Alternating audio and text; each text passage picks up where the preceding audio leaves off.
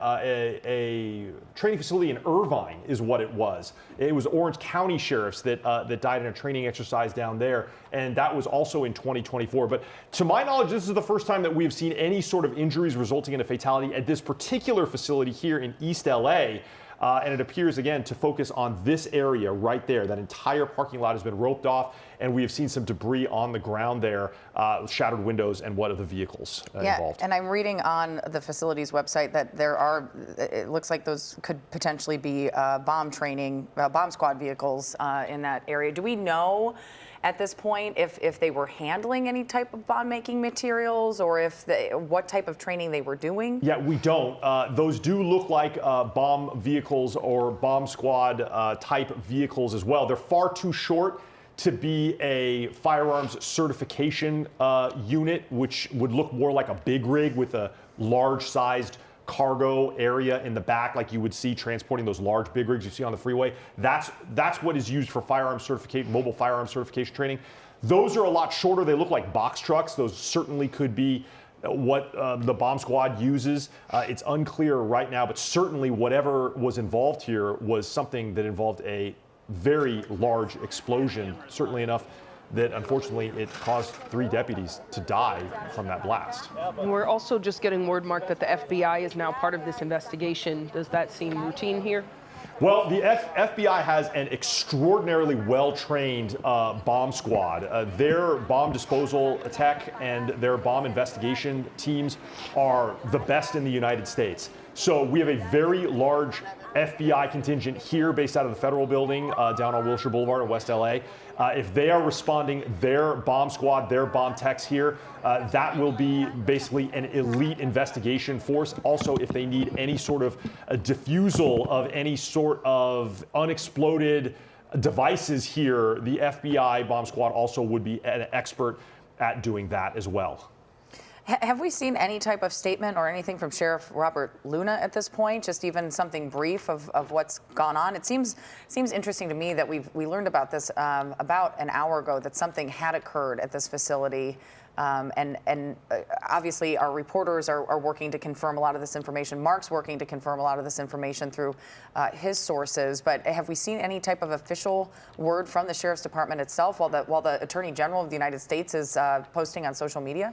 We have not from Sheriff Luna, and my guess is that he is down there. That would be his very first priority. If 3 of his deputies had died in an explosion, he is probably at the lead of the investigation, coordinating the command staff here and making sure that everything they need is provided for them. He also has the extraordinary, difficult job of informing those deputies' families that they have passed away. So those will be his first priorities, very likely, before doing any sort of statement. There is a public information office that is operated by the LA County Sheriff's Department. That's who we at the desk coordinate with during times like this. They are extraordinarily busy. I can tell you that I've called them multiple times in the last 90 minutes, and the deputies there have sounded very stressed, the ones that answer the phone at the public information office. I feel like they are under a lot of stress right now. They, too, are trying to gather information and process the information from their own agency in order to release that information to members of the media in a timely fashion. But they, of course, are dealing with the same constraints of the investigation. They don't want to release anything that cannot be made public yet, but they are very forthcoming when it comes to providing that information as soon as they can. All right, Mark, thank you so much. You're getting us so much information. We also have a crew on the scene. KCAL News reporter Rick Montanez is in East LA. Rick, tell us again where you are in relation to this facility. So, Sheba, we're just south of the facility, about less than half a mile, and we are on Eastern Avenue, where the road is closed here at Mariana Avenue.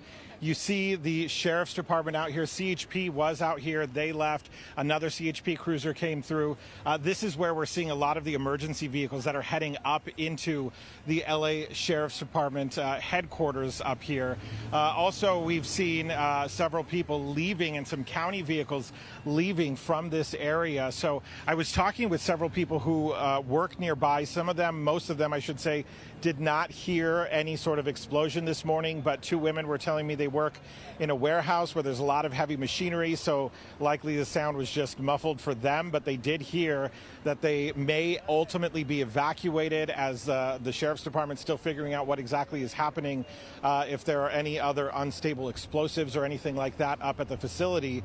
So these people who work here nearby are saying that they're kind of on standby. They may just shut down their business for the day for the safety of their employees, just to be safe and be out of the way from the Sheriff's Department. And you see some generous neighbors here, businesses that are bringing water to these deputies. Again, we've got to remember that the Sheriff's Department is actively working this, but knowing that 3 LA County Sheriff's deputies died this morning in this explosion. So just a lot going on here. We're working to get more information on where exactly the facility is in relation to the front of the complex and where we are right now. But I can tell you we're not too far from it. And some people here did hear an explosion this morning. But the road closed here as they're not letting anyone up right now. Yeah, you know, it's interesting, Rick, we also have another view a little bit closer to the facility where we've been seeing cars leaving, clearly evacuating if they're not essential, it seems, to this investigation. Are you still seeing a steady flow of cars passing where you are?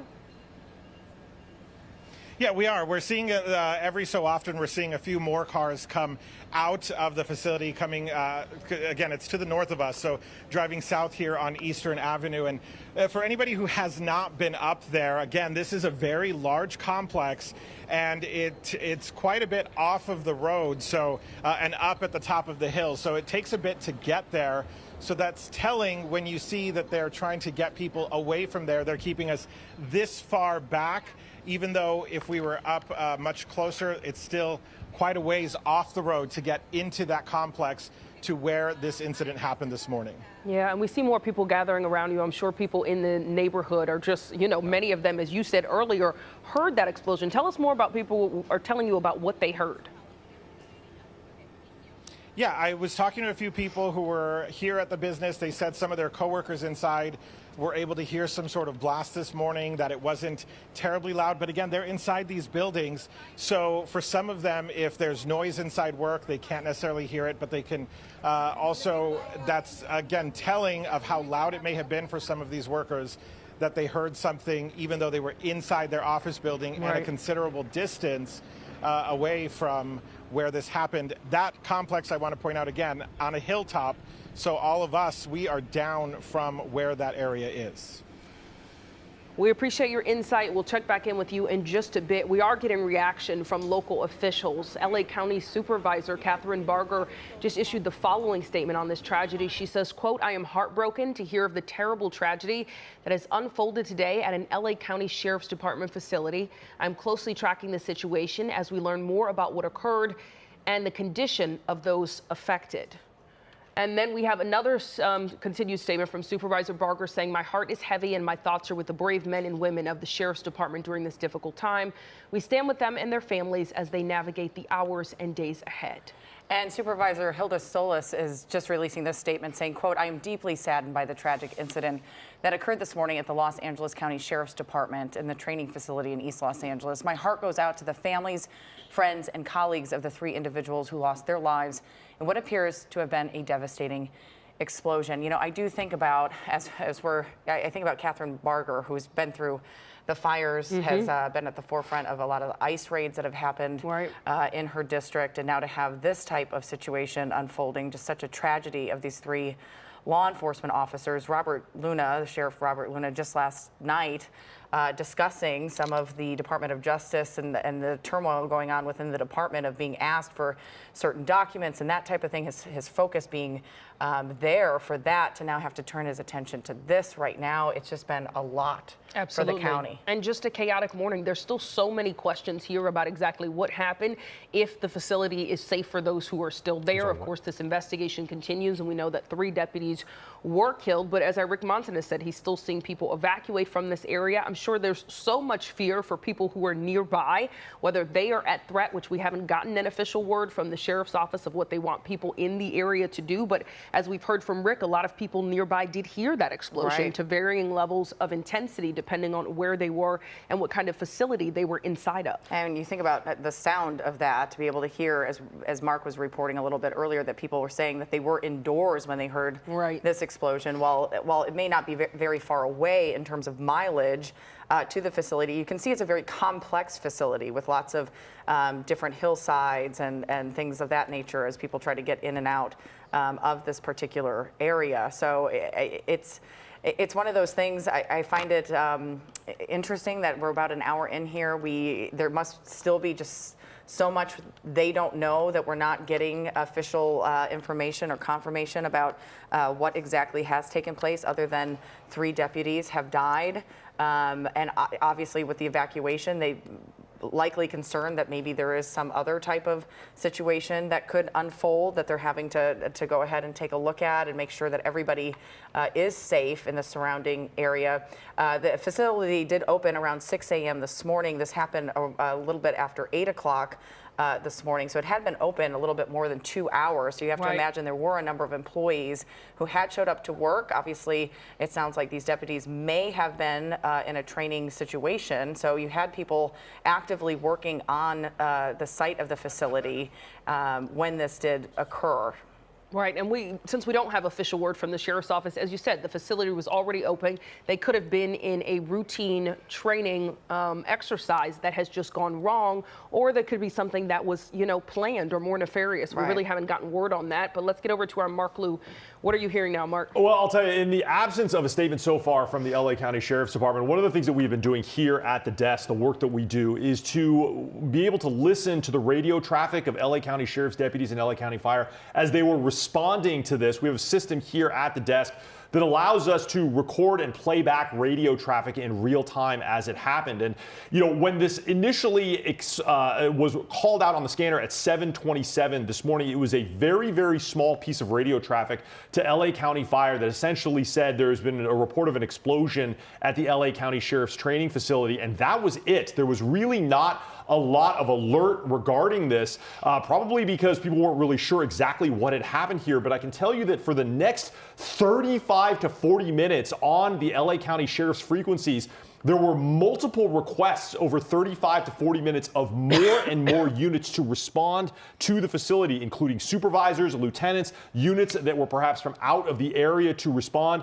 as there was a growing realization that what had happened here was an extremely serious event. We now know, unfortunately, that 3 deputies died as a result of this outdoor explosion in this parking lot at what is called the SEB facility, which is the Sheriff's Enforcement Bureau facility. That's like their SWAT team at this training center. So our crew is on the ground. You saw Rick Montanez in one location. We had a ground crew at another location there at Sheriff's Road and Eastern, seeing lots of people exit this facility, and multiple law enforcement, including the CHP, who are lending their assistance here. This is that crew that is on the ground. A live picture at the corner of Sheriff and Eastern, Sheriff Drive and Eastern Avenue. We are seeing unmarked vehicles go in. We now know, as you had mentioned earlier, that the FBI is sending resources here. Federal agents are on their way to assist with this investigation. No information yet at all that this was any sort of a criminal act. This is being described right now to me from spokespeople as some kind of an explosion, possibly an accident. So there's no search for a suspect here. There's no evidence that there was any sort of criminal intent at this point. And as you had mentioned, the U.S. Attorney Pam Bondi has also been notified of this and certainly is lending the support of the Justice Department, probably in the form of FBI agents who have been dispatched, authorized to come here. They have a very, very good bomb disposal and bomb investigation unit that could be on their way here as well. And of course, there's LA County Fire, Urban Search and Rescue that is here. They have I believe they have a fire station. Their headquarters are right here, and I believe LA County Fire Station Department 1 is almost directly opposite of the parking lot where this explosion took place. So they very likely had LA County Fire paramedics on scene immediately, which again is an indication that unfortunately the deputies that were killed here sustained injuries that were probably fatal instantaneously. They were unable to be saved. There was no reports of any transports from this location, so we don't have anybody being taken to the hospital. Lights and sirens, which shows the magnitude of this explosion. Again, this is KCAL video of that area that we have seen deputies focus on. Now, KCAL actually had to depart this scene because of fuel. They ran out of fuel. They've been flying all morning. They are now on their way back, and they should be on station here in just about 10 or 15 minutes. So we'll be able to get a live look from the air of what the investigation looks like now, which is a significantly larger operation than it was just 45 minutes ago because of the amount of law enforcement that's arrived on scene. Yeah, Mark, I'm looking too. It looks like the governor's office has also been in contact with the LA County Sheriff's Office and is offering its full state assistance at this point in time. So you have a lot of different state and federal agencies now looking at this and helping. We know the FBI also has offered its assistance and will be a part of this investigation. You know, when you think about bomb squad training, it is so intense. I think, you know, it's one of those things maybe we as civilians sometimes take for granted that this type of training ends up taking place routinely for these law enforcement officers. They have to, you know, have knowledge about what they're doing. They have to understand the explosives themselves. They get trained on specialized equipment and employ tactical procedures. There is sometimes handling of these types of explosive devices within that training, Mark. Yeah, as a matter of fact, here in Los Angeles, it was just about 4 years ago, almost exactly 4 years ago, that we saw one of the most extraordinary moments of an accident involving the bomb squad when the LAPD bomb disposal unit truck exploded due to a miscalculation in June of 2021. That was when the LAPD had seized a large amount of homemade fireworks in a South LA neighborhood, and there was a large pallet of homemade fireworks that unfortunately the bomb technicians at the time really vastly misjudged the power and the capacity of those homemade fireworks to explode, and they loaded far too many into the explosive vault of that bomb disposal truck. It looks like a very large big rig. It's got a large safe, almost like a cement truck. And it's designed to be able to have fireworks or other explosive devices go into that large safe in the back and then explode them. It contains that explosion. It safely detonates those explosives. Well, in this particular case, far too much was loaded into that bomb disposal truck, and it destroyed the truck. Now, it injured 17 people, including 10 law enforcement officers and 7 residents at the time, damaged 22 homes. It was an extraordinary incident for the LAPD and their bomb disposal techs. But in this case, just to highlight how dangerous it is, what bomb disposal techs and bomb disposal training is all about. It's a deadly amount of explosives almost every single time that they're dealing with on a daily basis. Well, and it's the success versus failure rate is very thin line there, if you think about it. I haven't been able to find specific facts to the Los Angeles County bomb squad, but the FBI does have a really interesting breakdown of how they go about in these types of training situations and what's involved in it. And what sticks out to me is that all bomb technicians for the FBI are certified through a vigorous 6-week program and then have to be recertified every 3 years. So this is something that is a continual training process. You don't get to just kind of, do it once and then never have to do it again. I'm being told Rick Montanez is at the scene and has some new information. Rick? Yeah, Jamie, we're here with Sergio Palacios, who works up near where this happened, to give us kind of an idea of, it's away from where we are on the north end of the complex. Yeah, correct. So I work for County of LA ISD, and just north of it, there is a fire department, and then there's a sheriff's training facility, and then there's the Biscaloo Center. So I don't know exactly where it's at, but from the reports from all my coworkers, just heard a loud boom, and next you know, this place was covered with sheriffs. You were describing to me that you've been here for several years, 20 years or so, right? And so you've heard this training that they do here on the facility. You hear the blast that happened during that training, but this, from what your coworkers and colleagues were telling you, this was different. Yes, one of the guys said he was inside because it's a big facility, and usually when we're outside, we'll hear practice rounds and so forth, and but unfortunately, he was inside and he heard a loud bang from inside the building, which caught his attention. And by the time he went out, there was, sheriffs on site, and so he just stayed his distance. Yeah, and we're talking about, of course, how difficult this is for the sheriff's department to be out here working. Even for you, for someone who works nearby, I mean, hearing that 3 deputies were killed in something like this, that's got to be difficult. Yeah, the first thing that came to my mind was just, unfortunately the families, and my heart goes out to them, and just prayers for the family, and it's definitely a sad day for a lot of the guys that found out so far, 3 sheriff deputies passed away. Yeah. Sergio Palacios, thank you so much for talking with us. I appreciate it. I know you have to get going, but thank you for your insights. And as he goes, because I know he's got to get to some things here, but we again want to show you that we're out here on Eastern Avenue and Mariana Avenue. We're south of the facility, and you see the sheriff's deputies here. They have the road closed off. We've got an LA County fire truck just driving up into the facility. We've seen a lot of these vehicles coming up and into that area. But what I wanted to hear from Sergio was what stood out to me is the fact that he said they've heard training happen at this facility a lot over the years. So they know kind of what that sounds like. The explosion, we know it was very different today. Tragically took the lives of 3 sheriff's deputies here at the facility just north of where we are. But, the Special Enforcement Bureau, we know they are highly trained. So it really, a lot of people are going to be wanting to know exactly what happened at the facility. Last thing I want to tell you before I send it back to you, these businesses here, they said that they were told that they may have to evacuate, but now we're hearing that they were told by the Sheriff's Department they are fine to stay here for now. So there's a lot of things changing. Some businesses were even thinking of shutting down for the day. So, that's kind of where they are at this moment. We'll keep you posted as soon as we learn more information. Now, that's a good update. I do think it's fascinating, too, Rick, with what you did here, that they often hear these types and that this one was different. So thank you for that. We will check in with you in just a little bit. We are getting, though, a statement just now from LA Mayor Karen Bass. It reads, the city of LA is supporting the LA County Sheriff's Department through this horrific incident in Monterey Park. LAFD ATF, arson investigators, and members of the LAPD bomb squad are assisting at the training facility. The thoughts of all Angelenos are with all of those impacted by this blast. And we got a statement earlier from LA County Supervisor Catherine Barger. She said, quote, I am heartbroken to hear of the terrible tragedy that has unfolded today at the LA County Sheriff's Department facility. I'm closely tracking the situation as we learn more about what occurred and the condition of those affected. My heart is heavy. My thoughts are with the brave men and women of the Sheriff's Department during this difficult time. We stand with them and their families as they navigate the hours and days ahead.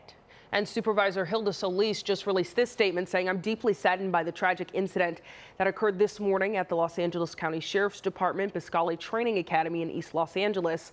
My heart goes out to families, friends, and colleagues of the 3 individuals who lost their lives in what appears to have been a devastating explosion. We are getting in some other social media from, you have DHS Secretary Kristi Noem just sending out on X, what used to be Twitter, saying they're working with state and federal law enforcement to respond to this explosion at the LA Sheriff's Department. Updates will be provided as they become available. Pray for our law enforcement and their loved ones. And Attorney General Pam Bondi has also, again, put out more information saying she just spoke with Sheriff Luna and that they will have the FBI and ATF headquarter agents on the ground to support. She also says to please pray for the entire Los Angeles County Sheriff's Department. So you can see how both local, state, and federal officials are gathering here to figure out exactly what took place and what may have gone wrong as these 3 deputies have died. And our Rick Montanez was just speaking with someone nearby in the area who was telling us they hear things at this facility all the time. The loud noise that people are telling us they heard around 7:30 this morning, this one felt different, and clearly it was. It's about 2 hours from the reports of that loud explosion that everyone's been telling us they heard, and it is interesting. We still haven't learned exactly what happened. The sheriff's office hasn't confirmed that there is still a threat in this area, but it was very important that Rick said a moment ago, businesses nearby in the area are telling him they've been told that they can stay in business today. They are safe to stay in place, which tells you the sheriff's office feels there's not an immediate threat to buildings nearby. Which is good because that is a significant change from where we were just about 30 minutes ago or so. We do want to welcome you in if you're just joining us now. It is just about 9:30 on this Friday, July 18th, and we are continuing to cover this breaking news of these 3 deputies killed in this explosion at an LA Sheriff's Department training facility. This is in East LA. The mayor saying in in her statement that this is located in Monterey Park, which does border the city and is in the east part of the city as well. And as we've been talking about, the city has been through so much over the last 6-7 months. Another incident that is gaining attention across the country as we learn to try to figure out what possibly happened here. We are now joined live by Clay Cranford. He's a former Orange County Sheriff's Department sergeant. Thank you so much for being here. Thank you for having me on. So you're the founder of Cyber Safety Cop. Can you tell us maybe what happens in these trainings? I've been trying to find information. I found information from the FBI, but not necessarily local sheriff's office training. Yeah, I mean, it kind of depends. The explosive, ordnance demolition, they're the guys who go in and secure objects that may be dangerous. They're not sure. Sometimes they know they're explosive, and so they have to take those and contain them. And sometimes they have to do a controlled demolition of them. And so they have to practice those things. And so that's probably what happened here. They probably were training and practicing a controlled demolition of an explosive device that they probably created. And, these things don't happen very often. That tells you that these are very professional, people working in this area. And because they're professional, these things typically don't happen, but they can happen. And sadly, maybe this is what happened today. But, they're definitely going to be looking at this and making sure something like this doesn't happen again. Right. Sure. And as you're saying, this is rare that something goes wrong. But in cases where something has gone wrong, what has happened? What has been the problem? Well, Orange County Sheriff's Department, recently had something like this where they were they were practicing breaching doors, and there was just a malfunction. It just the detonator or the explosive device didn't quite work properly, and so there was some minor injuries. I mean, those kinds of things can happen when you're doing these dangerous type things, and so the training has to be as close to real life as possible. But you don't want to make it too real, right? You don't want someone Right. getting injured, and yeah, so I mean, usually these things boil down to something was missed. Maybe there was some protocol that was, maybe not completely done correctly. I don't want to speculate. Again, these are really great professional people, and usually there's a mistake made somehow. Yeah, that's the unfortunate part, right? And you think about how many trainings do take place and the recertifications that happen and all of those different things. The fact that, as you pointed out, we don't hear about this more, I think speaks to the level of training these officers undergo. Can you talk a little bit about, I was reading sometimes robots are used. There's safety equipment that the officers put on in these types of things. What safety measures should have been in place here to prevent this from happening? Yeah, so if in fact it was a controlled demolition, a controlled explosion of a device, perhaps, obviously there has to be a safe distance. There has to be a barrier between you and that device, and it could be that they were setting this up and they're in a situation where none of those things were in place. And if that's the case, then typically there's some piece of that process that was missed. I mean, if they are assembling this, training situation and there was an opportunity for that to detonate, then there was a piece missing here, and perhaps that's what's happening. They were too close.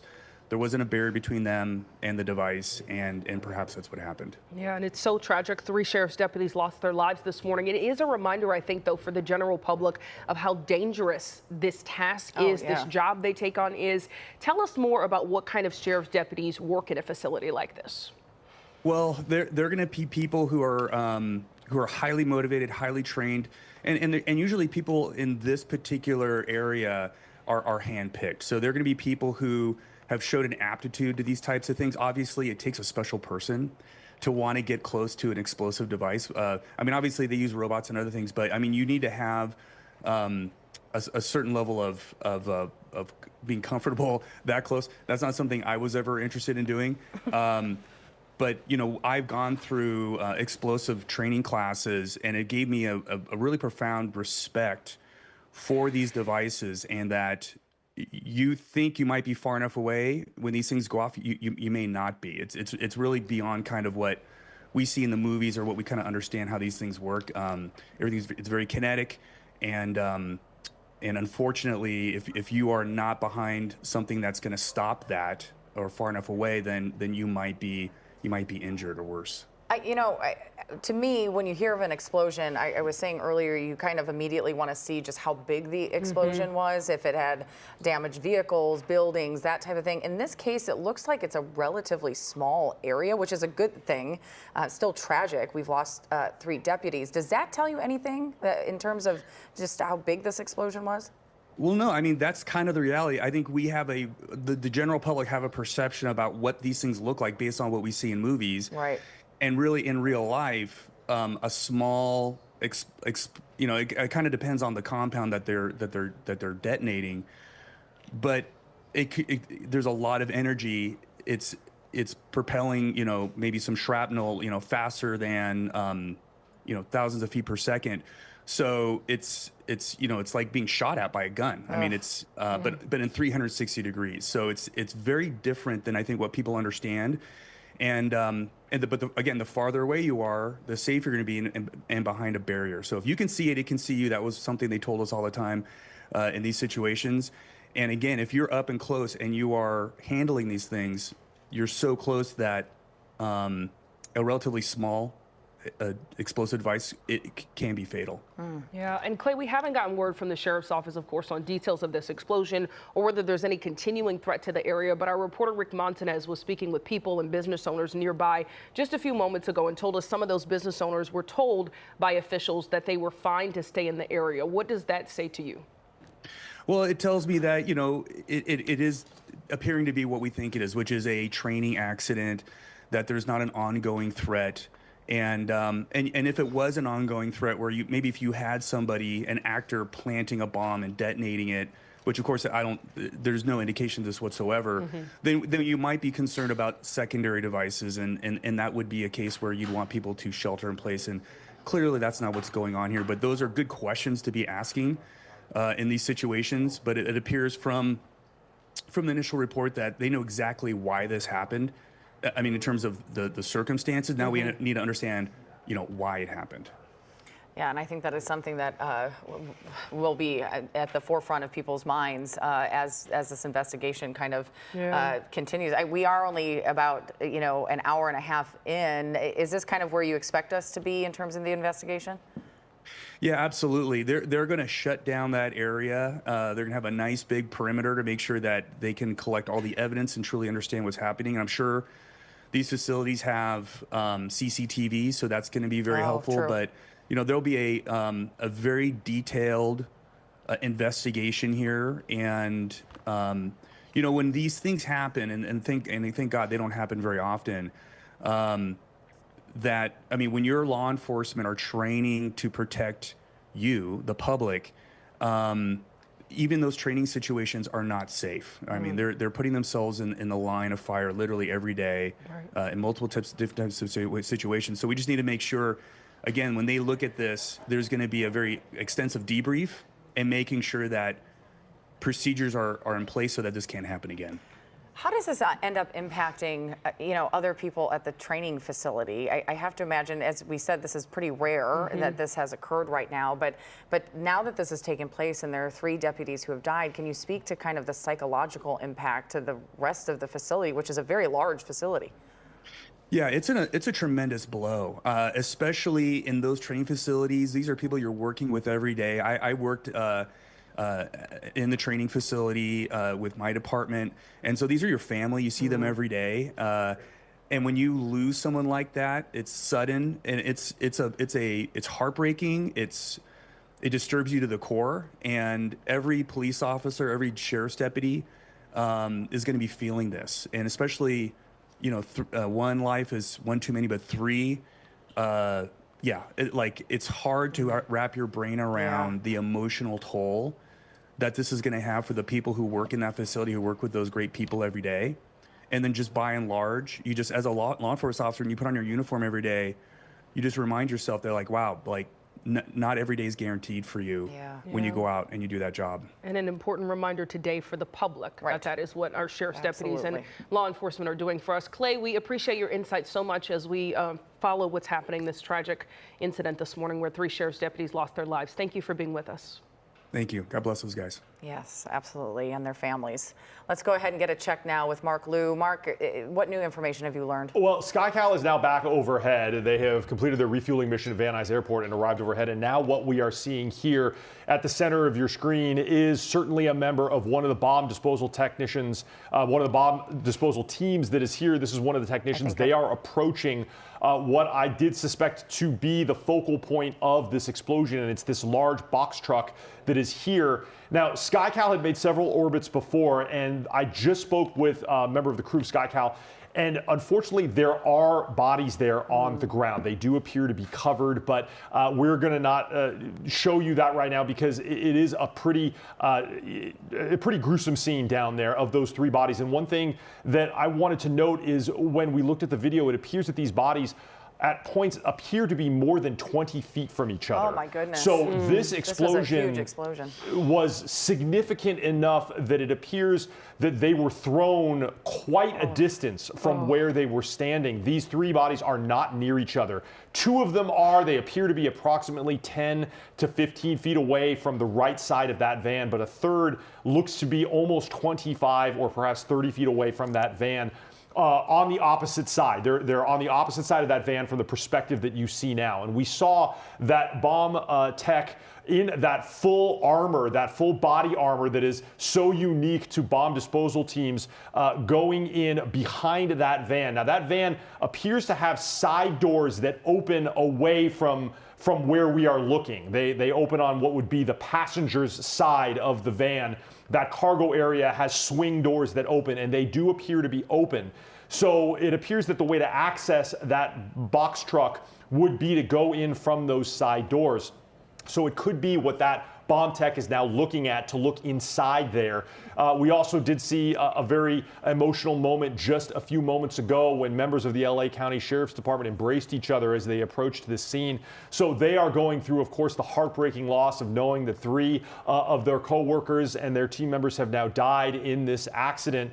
Again, these appear to be members of that were training with the SEB facility here. That's the Sheriff's Enforcement Bureau. That's LA County Sheriff's version of SWAT, as you would know it, more commonly known as SWAT in other cities, including the LAPD. It's a very specialized and elite unit within any law enforcement department, and certainly the members of SEB at LA County Sheriffs are among the most elite law enforcement in Southern California. But tragically, 3 deputies died here. They are sworn deputies. These weren't civilians, from what we understand from the statement we have from the public information officer at the scene, told our reporter Jeff Nguyen that they were sworn deputies, and they are essentially behind that white van that you see there on the ground. So we now know that a bomb tech is now investigating the focal point of that explosion right there. We don't know what agency that bomb tech is from. We know the FBI is there, and certainly LA County sheriffs have their own, and there's also allied agencies that may be assisting, but they are conducting their work there in their parking lot at the training facility here at the 710 and the 10 in East LA. It's called the Biscaylas Training Center for LA County Sheriff's Deputies. Yeah, U.S. Attorney General Pam Bondi just said that ATF will also be involved in this situation as well, Mark. So as you said, we don't know which agency is in particular investigating at this point, but what you said, seeing some of the images of other personnel now come up and likely learning the names of their coworkers at this point in time at the training facility. We don't have that information yet. It's going to take some time to notify, next of kin and let people know exactly what transpired here. But you have to think about that. You always talk about in law enforcement, it's a brotherhood, sisterhood, and as we just talked to our last interview, it's just going to be devastating for this training facility to have something of this magnitude happen, as he described in other incidents. While tragic, maybe one person dies, to hear that 3 have died at this particular training facility will be a really big gut punch to this group. Absolutely, and it's just a reminder of the dangerous, of course, training that they do at facilities like these and that our law enforcement take part in to keep us safe. So it is a very sad morning here as this investigation continues to unfold. We have been getting word from officials, local and federal, this morning. U.S. Attorney General Pam Bondi has commented on the situation. Here's what she said on the screen. She says she spoke with Sheriff Robert Luna. We have FBI and ATF agents on the ground to support. Please pray for the entire Los Angeles County Sheriff's Department. We also have been getting statements from local leaders as well, including LA Mayor Karen Bass, which reads, the city of LA is supporting the LA County Sheriff's Department through this horrific incident in Monterey Park. LAFD, ATF, arson investigators, and members of the LAPD bomb squad are assisting at the training facility. The thoughts of all Angelinos are with all of those impacted by this blast. And LA County Supervisor Catherine Barger just issued the following statement as well, saying, I'm heartbroken to hear of the terrible tragedy that unfolded today at the LA County Sheriff's Department facility. I'm closely tracking the situation as we learn more about what occurred and the condition of those affected. She continues saying, my heart is heavy and my thoughts are with the brave men and women of the Sheriff's Department during this difficult time. We stand with them and their families as they navigate the hours and days ahead. Of course, we've had many conversations with Supervisor Barger over the last several months with everything happening here in Los Angeles.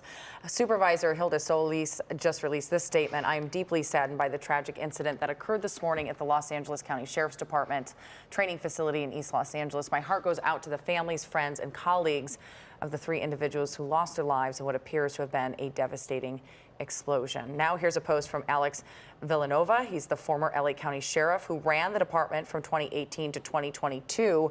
He's saying, quote, prayers for the 3 sheriff's deputies killed, their families, co-workers, and all those affected by the tragedy at the training center in East Los Angeles. All right, we do have crews on the scene. Our Rick Montanez is nearby the facility. Let's get back out to him. I know you've been speaking with people who heard that loud explosion more than 2 hours ago now. Rick, what's the latest from where you are? Sheba, the road's still closed here. We're still seeing emergency responders heading up into the facility. We're also seeing some people leave the area. And then, you know, people are trying to figure out what exactly is going on. They're stopping here at this road closure to ask questions. There are neighborhoods on the other side of this closure, so some people are trying to figure out if they can get home.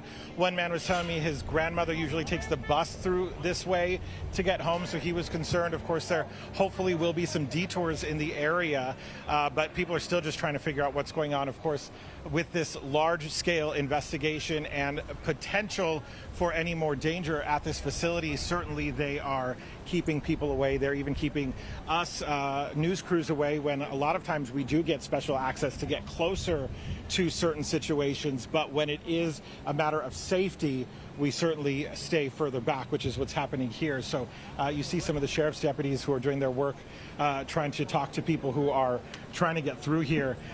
It's got to be difficult for them because, again, as we know, 3 sheriff's deputies lost their lives, and these other deputies are still here serving the community, doing their jobs. Yeah, I also want to bring up earlier the man you were speaking with who worked nearby in the area, and he was saying he hears noises from this facility all the time, which is just a reminder that people in this area are used to the facility being there. They're hearing noises, and they said that this loud explosion this morning just before 7:30 immediately felt different to them, Rick. Yeah, Sheba, this is this entire complex, as we've been talking about, there's a lot of different county departments that work there. And so the man I was talking to earlier works nearby, and he says that for the last 20 years that he's been out here, off and on, he's heard training, and he can tell what the training sounds like. His coworkers who heard the explosion this morning say that this, they immediately knew, was something different. And when they went outside, they could see all these other sheriff's deputies. They could see the fire department rushing in to go try and help as much as they can. And so his coworkers knew immediately that this was something certainly much more extraordinary than they're used to hearing. But regularly they hear that training there. They hear some of those explosions or things like that. I know you were talking with people earlier, interviewing others who have more expertise in this type of thing, but where they, you know, want to make a real world training experience. And I've got to say, Sheba, I've interviewed and talked with several members of the SEB over my 10 years here covering news in Los Angeles. Even the head of the department who I remember not long ago telling me just how specialized these crews are. I mean, these are the guys, the men and women who will go out and do helicopter rescues. They will go out and respond to situations, standoffs, and the most dangerous situations that can happen in our county. They are trained, highly elite, trained crews that will go out and do this. And so there is training that happens at this facility as well. So you've got to wonder what exactly went wrong to cause something on this scale, this tragic, for the LA County Sheriff's Department. I know, it's almost as if when you think about the specialized training, how hard this is all the time. The fact that this is something that doesn't happen very often. These men and women are so specialized and so good at what they do, and we don't know exactly what took place today, what caused the blast itself. But Mark Liu was just telling us while we were in Rick's live shot there that it does appear that doors are open on a bomb squad truck from what you can see from KCAL, Mark. Yeah, so what we're looking at is live pictures here from KCAL over the training facility there in East LA, the Vasquez Training Center. And KCAL is going to stay wide with this zoom here because, unfortunately, the bodies of these 3 deputies are still down there. They are covered, but it is a pretty gruesome scene, so we don't want to zoom in too closely. But what KCAL is doing, the crew there is showing that bomb squad technician there with that full armor is now returning from interacting with that white truck and getting a look at that general scene where the explosion took place. Now, KCAL was able to do the best zoom possible they could on the side of that white truck that appears to be the focus of this investigation, and it does very clearly say LA County Sheriff's Bomb Squad on the side. There are several other large trucks down there. One of them says hazmat. Another one is a mobile command post. Those do not appear to be involved in any way. The focus is entirely on that large white box truck there that says Bomb Squad. It has doors on the cargo side that open on the passenger side. Those doors appear to be open. And now you can see that bomb squad tech is behind the safety of that LA County fire unit and is now debriefing with probably other members of the team and other members of LA County Sheriff's command staff. Now, these bodies of the 3 deputies that are down there are sadly not close to one another, which gives an indication that the size of this blast was enough to essentially push them away from each other in a manner that ultimately they ended up dying from the force of that explosion. But I did see with KCAL that we'll have some video for in just a second of that bomb squad technician making a complete orbit around that bomb truck, looking at various parts of it, very likely to inspect it to see if there is any unexploded ordnance or devices or anything down there that could be dangerous. They really cannot approach this scene. They cannot even approach the bodies of those deputies until they are absolutely sure that everything there is safe. And that is going to be the primary job of that bomb squad technician that was down there. Being that this was a bomb squad truck and they know that something had exploded, it's very possible that there could be other things in that truck that are also explosive. Take a look at this. This is the rear window of one of those LA County Sheriff's patrol units down there that appears to be broken out, very likely from the force of whatever exploded down there. You can see all of that glass there, down there at the bottom. Now, the one just to the left of it, that one appears to be intact, but the one on the end of the parking space there is broken. Wow. This could be an indication that the blast may have come from the side of that bomb truck, where other vehicles may have been sheltered from the blast because they were on the opposite side of the truck. It's unclear, but you can see that that's a good 50 feet away from that bomb truck, and it was able to shatter the window. So a very powerful blast this morning. Can I just say how brave that bomb technician is, that in this situation having to suit up, and what I was reading is about 90 pounds of gear to go in to make sure that he or she is safe, just investigating what may have occurred, and as Mark said, making sure that there aren't any other threats to the area. So we thank that person for going in to do that at this point in town. It's fascinating to watch too, as they have to come out and there's the fire truck there blocking the way. All then that it seemed to be removing the gear from them piece by piece, but it was just showing you how much goes into what they're wearing. You can only imagine what they feel like in this moment. And of course, we still haven't gotten really official word on what's happened here, the threat, or what officials are finding out in these moments. So it's just, I'm sure sure just as harrowing and stressful for those involved in the situation. A few minutes ago from KCAL, we were able to see kind of what you're looking at now. There looks to be some officials who have arrived on scene. We're not close enough to see if Sheriff Robert Luna is there, if these are FBI agents, if these are ATF, but it looks like there are some briefings going on. So this occurred around 7:30 this morning. The reports of an explosion came in at that point in time. We know that 3 deputies have died. You now see these officials gathering after that bomb technician just came out of that tent you see there next to the fire truck. So I'm assuming we will probably start getting more information within the next hour. So stay with KCAL News at 10 o'clock, which will be happening in just a few minutes, because this is still a very developing situation. Absolutely. In the immediate aftermath, we saw many cars coming out of this facility. I'm sure getting everyone out of the facility who didn't need to be there for this investigation, or, you know, for what's going to happen in the aftermath for the rest of the day. We've seen that slow down, and now it seems really focused on that area where the explosion actually took place and making sure that it is secure, I'm sure, so they can go in and reach the deputies who were killed in this explosion. You see KCAL has zoomed in now on these officials, likely briefing one another on what potentially did happen. As Mark Liu has been reporting, a number of officials from all types of different departments, local, state, and federal, on site. They're all going to want to be able to get the right information out now that this has taken over just such a national spotlight as well. You can see many national organizations reporting what has been taking place here in Los Angeles. All right, but 3 deputies killed in this explosion in East LA at the Sheriff's Department training facility. We, of course, will continue this coverage at 10 o'clock. We're going to switch over. Amy Johnson and Chris Holmstrom will have more on this breaking news in just a moment.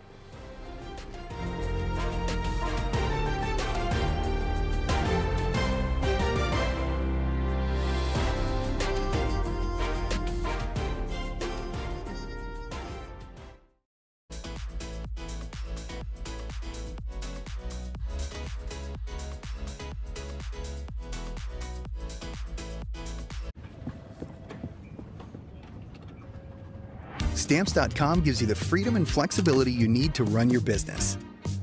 You can print stamps or shipping labels,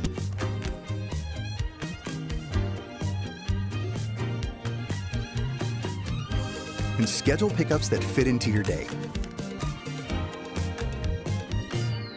Enjoy your newfound flexibility with Stamps.com. Start your risk-free trial today. There's a wise German proverb, Pack das Internet ein, which roughly means those who take the internet on vacation can check they're on the right bus. You lost too? No. Why? Pack the internet with an eSIM from Aerolo. Want $1,000 weight loss medication for $50? It all starts with Roe's free insurance check. Just upload your insurance card to see if you have coverage. Then relax. We fight for you so you can get the lowest price possible. Did we mention it was free to check? Over 100,000 people have qualified for a $50 copay through Roe. Are you next? Start with your free insurance check at roe.co/begin. Hey, good morning. We have several incidents out there. This is what it looks like on the 5. We head on out to the Inland Empire. You can see that really heavy backup there. Next traffic on KCAL News Mornings is about helping you get where you need to go. Welcome to the first ever Tournament of All-Stars. The most queens in Drag Race history are facing off. This feels like the gayest tournament ever. With the biggest dream team of celebrity guest judges. Do any of you have something sexy I can slip into? The witches will see you now. Who will Shantae their way to the final in this revolutionary new tournament? Are you ready for the games to begin? RuPaul's Drag Race All-Stars. New season now streaming exclusively on Paramount+.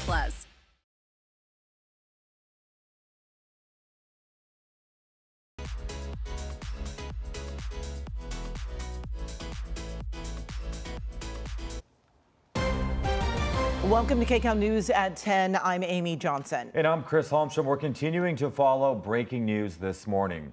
We know 3 LA County Sheriff's deputies were killed, another injured in an explosion at a department training facility. KCAL News reporter Rick Montanez is live at the scene in East LA with what we're learning at this hour. Rick. Amy, Chris, right now we are less than a mile away from that facility, but the road is closed here on Eastern Avenue leading up to the training facility where this took place early this morning. So you see these sheriff's deputies that are parked here. This is on Mariana Avenue. We're south of that facility where that explosion, we understand, took place. I've been speaking with people who work nearby here on this south end of the facility. Some people said they did hear some sort of explosion this morning. Others said that there was machinery going, or they were in an office building where they weren't able to hear anything. I also spoke with a man who has worked here at the county facilities for 2 decades. He tells me he has heard over the years training and certain exercises going on, and they hear some sort of blasts happening every once in a while. But this time, he says his coworkers heard something drastically different. Obviously, we know something tragic happened here with 3 sheriff's deputies killed in this incident this morning. But I want you to listen to how this man describes what he knows of what happened here. So they were there and they heard a loud explosion. And next thing you know, yeah, there was just sheriff deputies on site and kind of blocked the area off. Yeah, it's just been a sad day for sure. Yeah, I mean, to hear 3 sheriff's deputies died in this explosion, that's got to be difficult knowing you work right there. Yeah, for sure. And then especially for, the families, just, fortunately, yeah, I just got to, cover them with prayers. But it's a sad day. So certainly you hear the, difficulty in what he was saying as a county employee, knowing that 3 sheriff's deputies died here and that their families, the sheriff's department, these other county departments, the entire community is going to feel this loss, certainly. We want to point out, again, road closure here on Eastern Avenue. Just a few minutes ago, we saw a woman coming up here talking to deputies. She was very distraught. They were able to get an escort, a car to come down, pick her up, and take her up there. We're not sure if she's a relative of somebody involved in the incident or somebody else out there, or she works up at the facility. Everyone else we've seen that is an emergency first responder, they are letting those cars go up. So we've seen several cars race up this road, lights and sirens going, some without, but they are certainly working quickly here. And typically, Amy, Chris, we know that reporters, photographers, we're allowed to get much closer to the scene, but sometimes when the situation is much more precarious, they keep us further away, which is what we're seeing out here today. Certainly, though, as everyone figures out what happens, the thought is with those sheriff's deputies, their families, and everyone who knew them. Back to you guys. Absolutely. All right, Rick, thank you. And we want to get over to Mark Liu at the desk. Mark, what are you learning? Yeah, so Chris and Amy, we have been tracking this here at the desk. When the story broke at 7:30 this morning, it all started with a call for LA County Fire to respond for a report of an explosion at this LA County Sheriff's training facility. Upgraded when they learned that at least 1 person had been injured, then 3 people injured, and then the tragic news that all 3 deputies involved here had died. Now, let me take you out to some live pictures from KCAL. They have been over the scene for most of the morning. You can see members of the LA County Sheriff's Department command staff and their investigating team here at this training facility called the Biscalas Center Academy Training Facility for LA County Sheriffs. Now, it all took place in a parking lot here on the right side of your screen. A blast this morning, an explosion either at or very near what is now being described as an LA County Sheriff's bomb squad truck. Now, we have confirmed from an LA County Sheriff's spokesperson that 3 deputies were killed following an explosion at what they're calling an SEB training facility. That's Special Enforcement Bureau. That's LA County Sheriff's version of SWAT. Now, it's unclear if this scene is still safe or unsafe to enter right now, and I'm going to show you some video from KCAL from just a few moments ago of this was a very emotional moment when LA County Sheriff's deputies embraced as they were arriving on scene, learning that members of their own department had been killed in this blast.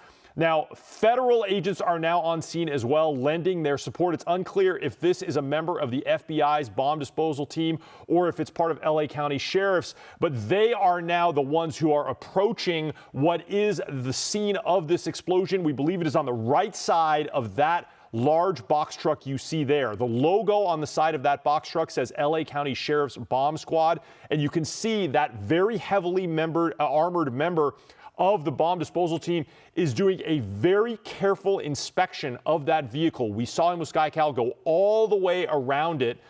And I believe that what they are doing is making sure that that scene is safe. Nobody can approach this scene and even approach the bodies of the 3 deputies there that are on the right side of that truck until this scene has been made safe. Now, at the conclusion of his investigation, that member of the bomb squad went back to the command post, which is here on the right side of that LA County firefighter's vehicle, that fire engine, and did a debrief there. And it looks like they still are not ready to approach that scene. Now, we don't want to show you any video of the right side of that bomb disposal truck because the bodies of those deputies are still down there. They are only partially covered. But if you can come out to my map, I can give you a better idea of where this is taking place. This is a map of, you can see here, downtown LA is on the left side. I'm going to zoom in on the training facility. The major landmarks I want you to look at here are the 10 freeway here and the 710. This is in the northern part of East LA. And I'm going to zoom in here and show you what KCAL was looking at. It's this parking lot that you see right here. And while on this map that truck is not there because this is a satellite image from, months ago, I can tell you that what we saw with KCAL is that the bomb squad truck was right here, and the bodies of the deputies are here, here, and all the way over here. So clearly the blast was very, very powerful in this direction. We saw an LA County Sheriff's patrol car here with the back window that had been broken out. So it appears that this is where that blast had happened. And unfortunately, the bodies of those deputies apparently were thrown quite a distance, their injuries resulting in their deaths. And the LA Medical Examiner, of course, will be the ones to take those bodies to the coroner's office after that scene has been made clear. But coming back out live here to me, we have not seen deputies approach this scene yet due to the nature and danger associated with that explosion this morning. It is still unclear what caused that blast.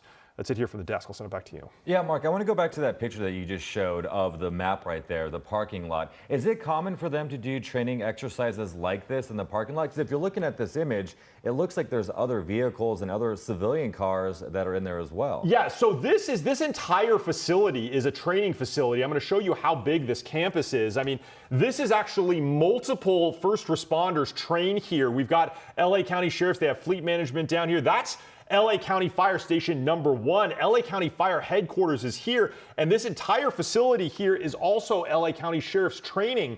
But what we have seen right here, these tarps we have seen with KCAL, there are vans here, here, and here that are members of the teams. A hazmat team has a van here. There was a mobile command post that was parked there. And of course, the bomb squad had trucks that were there as well. So this is, and you can see all, even on the satellite image, you can see all of the law enforcement vehicles that are here. They use this facility for lots of different kinds of training. Now, again, it's unclear if the training was taking place at that very location or if they were perhaps moving materials from one place to another when those materials detonated. We just don't know yet, and it's very likely that the bomb squad does not know either, as they are in the very early stages of this investigation. And Mark, I know initially we heard that there was an injury, and then it was discovered that 3 people have been killed. Have you been hearing about any other injuries besides these 3 fatalities? No, and one of the things that I want to comment is look at how close LA County fire. There's an LA County fire station essentially right there. They were able to get on scene very, very quickly. So fire paramedics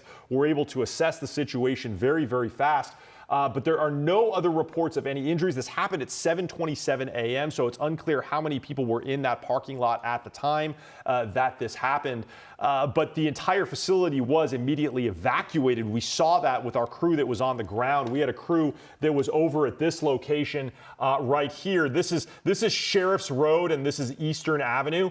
And we saw with our crew that multiple people were told to evacuate out this way and this way. Our crew was right there at the scene and saw lots and lots of cars departing in this way. Our breaking news crew approached people in the driver's seat there and said, "Are you evacuated?" And many, many people nodded to him, "Yes, we are being told to leave this facility." Now it appears that evacuation order generally has been lifted, as it appears that some parts of this facility are now safe to be in. But the focal point of this parking lot here, still the bomb squad doing their work there to make sure that it's safe. Yeah, such a dangerous job for sure. Okay, Mark, we'll let you gather some more information. We want to continue our team coverage on this explosion. Let's go live now to KCAL News reporter Amanda Starantino, who just arrived on the scene. Amanda, where exactly are you located on the campus there? So we're exactly where Mark was just talking about. We're at the entrance of the facility here. You can see it right down here. This is Sheriff Road right here. This is Northeastern. So we're on the north side of the facility. And what we're seeing is we're seeing a lot of sheriff's cars coming out, but we're also seeing a lot of people coming in, different agencies here. We also just saw the Sheriff Command Mobile Unit come in as well. So a lot of different resources coming in to assist in this. So what we do know, unfortunately, 3 deputies lost their life earlier this morning, as we've been saying, which is just the worst news that we can possibly have from this. We also know that this is an active investigation and people are supposed to stay out of this area. This entrance, as you guys were saying, is right next to the LA County Fire Department. We've already seen fire crews still coming through here as this investigation continues. But if you look right here on Northeastern Road right here, they are allowing different agencies to come through to assist in this ongoing investigation. It's really tricky to get around here, and they do have Northeastern closed on both sides. Like I heard Rick mentioned earlier, a lot of neighborhoods around here, small, windy roads, and that's where all the traffic is being diverted to. So it's tricky to be around here. If you do need to drive through, try to stay out of this area, as Northeastern, one of the main roads through here, is closed. But again, it is an ongoing investigation. This particular area, we are waiting for Sheriff Luna to come to speak to the media with any further details he has. Obviously, this is a lot for the department right now, especially with everything going on. They already have their hands full, and now having this on top of it, just hearts are so heavy. A very tragic loss for the department this morning, but very, very little details, and that's what we're waiting for at this point here. So there will be a press conference shortly. We do not know exactly when, and hopefully we'll get more details then. But again, we're right at the front entrance. We can see agencies coming in to assist in this investigation. We know more are coming, as Mayor Bass has said. So a lot of moving parts here, very little information, and we are working to get more. For now, back to you guys. All right, Amanda, thank you for that. And we recently got a statement from LA Mayor Karen Bass. It reads, the city of LA is supporting the LA County Sheriff's Department through this horrific incident in Monterey Park. LAFD, ATF, arson investigators, and members of the LAPD bomb squad are assisting at the training facility. The thoughts of all Angelenos are with all of those impacted by this blast. Yeah, we're also hearing from LA County Supervisor Catherine Barger. She issued the following statement saying, I am heartbroken to hear of the terrible tragedy that has unfolded today at an LA County Sheriff's Department facility. I'm closely tracking the situation as we learn more about what occurred and the condition of those affected. My heart is heavy and my thoughts are with the brave men and women of the Sheriff's Department during this difficult time. We stand with them and their families as they navigate the hours and days ahead. And Amy, just so heartbreaking to hear because these are their colleagues, these are their friends, and the family. Can't even imagine what they're going through. Yes, and they are still notifying those families. Supervisor Hilda Solis just released this statement. I am deeply saddened by the tragic incident that occurred this morning at the Los Angeles County Sheriff's Department Biscayne's Training Academy in East Los Angeles. My heart goes out to the families, friends, and colleagues of the 3 individuals who lost their lives in what appears to have been a devastating explosion. Yeah, we're coming on 3 hours since this explosion happened in East LA. Let's go back out to reporter Rick Montanez. He's been speaking to people who live in that area. And, you know, one of the things that I thought was interesting that he said is, you know, people have heard these loud noises in the past, and this one definitely sounded different. And by seeing what happened, it sounds like it was, Rick. Yeah, certainly, Chris. I talked with an LA County employee who has worked on this campus for the better part of 2 decades, and he says he's heard that training over the years, but certainly this, according to his colleagues who were here, it was much louder, much bigger. They knew it was something more dangerous. We want to show you again where we are. This is Eastern Avenue and Mariana Avenue. We're south of that LA County Sheriff's Department facility, but you see these sheriff's deputies, they are keeping the road closed here. No one other than emergency responders is allowed to go up that street right now, so they're trying to keep people away. Of course, we're waiting for, as Amanda was talking about, a news conference from the Sheriff's Department to figure out what more is going on here.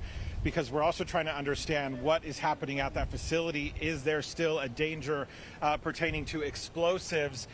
So still a lot going on. Also worth noting that the businesses around here, some of them said that some of the workers said they did hear a noise this morning. They weren't certain exactly what it was. These companies, they were told that they may have to evacuate at one point. That was about 90 minutes ago. Within the hour, we heard from them that they no longer have to leave. One woman told me that they were considering closing their office for the day just for the sake of their employees, but now they know they can stay here. So things may be a little safer than initially thought, but still, Sheriff's Department keeping us away from the area. We see these deputies talking with some drivers who are trying to get through. A lot of them, again, first responders who may be coming off the clock and responding out here to then get their equipment and be here at the facility to begin their work. So a lot happening out here. They're still keeping us at a distance. We're working to get more information. The good news for the people who work here nearby outside of the closure, they are able to continue with their daily operations here as far as we know at this moment. But certainly the people who work here, who live nearby, we've talked with some people off camera who say they're of course upset and heartbroken over hearing this tragedy of 3 sheriff's deputies killed in that blast this morning. Chris, Amy. All right, Rick, thank you for that. And the Sheriff's Department has just released a statement. It says this morning, shortly after 7:30 a.m., a critical workplace incident occurred in the 1000 block of Northeastern Avenue in East Los Angeles at the Biscayes training facility. Tragically, there were 3 department member fatalities. Sheriff's homicide detectives are on scene. The FBI, LA, ATF are assisting LASD. This is still an active scene, and further details will be forthcoming. Yeah, this investigation is definitely going to take quite some time. Let's go back and talk a little bit about this training facility. And Mark, you know, this is a training facility for LASD. It has their academy, the specialized units like what we're seeing, the bomb squad, the SCB, the Specialized Enforcement Bureau, and, you know, tactic training. Talk a little bit about, you know, what we're experiencing right now and you know, the fact that this occurred 3 hours ago, and this is an active investigation. Yeah, it is still an active investigation, and I can actually mention a little bit about how this may end up being the federal government's investigation to avoid a conflict of interest. We know now with that statement that the FBI, the ATF are on scene assisting the LA County Sheriff's Department. And that could very well be because they don't want the LA County Sheriff's Department investigating themselves here. They don't want to appear to have a conflict of interest. So the LA County Sheriffs may be just here to keep this scene preserved while the ATF and the FBI do their work on a federal level to investigate what happened here. That way that there is no conflict of interest. We don't have a law enforcement agency investigating themselves. So this very likely may be handed over to a federal agency to investigate. I was just texting back and forth with our reporter Jeff Nguyen about this. He had some insights into this because of how much federal response is here. Now, to your point about this facility, Chris, this is a very large campus for all types of first responders, not just the LA County Sheriff's Department. They certainly are using this particular area of the facility for training. You can see some of the damage that's been done to one of the LA County Sheriff's deputies' vehicles that's there. We're not sure what that backpack is there that KCAL is zooming in on. It may be something that was left there by the bomb squad. But the blast was pretty far from that LA County Sheriff's patrol vehicle. The window has been blown out. That was a good 50 feet away, I'd say, from what we believe is the focal point of the blast, which is an LA County bomb squad truck that's over there to the left. We don't want to zoom in on it because the bodies of those 3 deputies are still down there. They are only partially covered. But this entire campus has both LA County Sheriff's and LA County Fire headquarters here. The LA County Fire headquarters is on the right side of that campus, on the eastern side. I was just saying the western side. There is also an LA County Fire Station. Fire Station 1 is right down there. As you can see here, this is at the junction of the 10 and the 710 freeways in the north part of East LA. So being that LA County Fire Station 1 was right across the street from this, they were able to get fire paramedics on scene extremely quickly. And it just shows how devastating this blast was, that even though minutes after fire paramedics arrived, those deputies were beyond help and declared dead at the scene. So this is a very large investigation. We initially knew that this campus was evacuated because this blast was heard by people inside those buildings. This was a very large blast. What we're looking at here with KCAL is LA County Sheriff's Fleet Management Office. There are many, many vehicles down there. Of course, LA County Sheriffs have an enormous number of vehicles in their fleet. That's where they do fleet management, right there. And near the top of your screen, that red roofed building you see right near the KCAL logo, that's LA County Fire Station 1. You see how close it is to where this explosion happened in that parking lot. But this investigation is going to probably continue all day there, likely into tomorrow. It's unclear if this facility is going to be able to do any training during this time, as federal agencies, including the FBI and the ATF, are going to be down there doing their part as they look at that bomb squad truck and how those 3 deputies lost their lives in that explosion.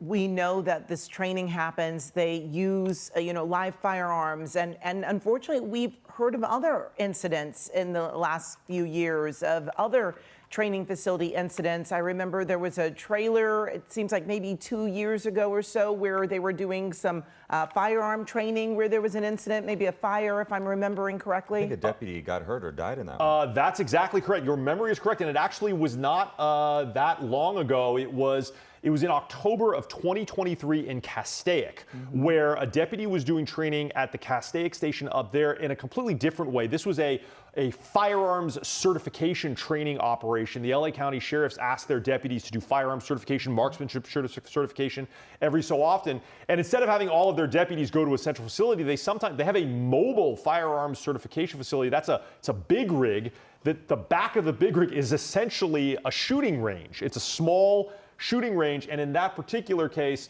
that deputy was injured in an explosion and later died. It was a kind of a gunpowder explosion. So that's certainly a deputy that was injured, I guess you could say, in a training exercise. He was training to do marksmanship.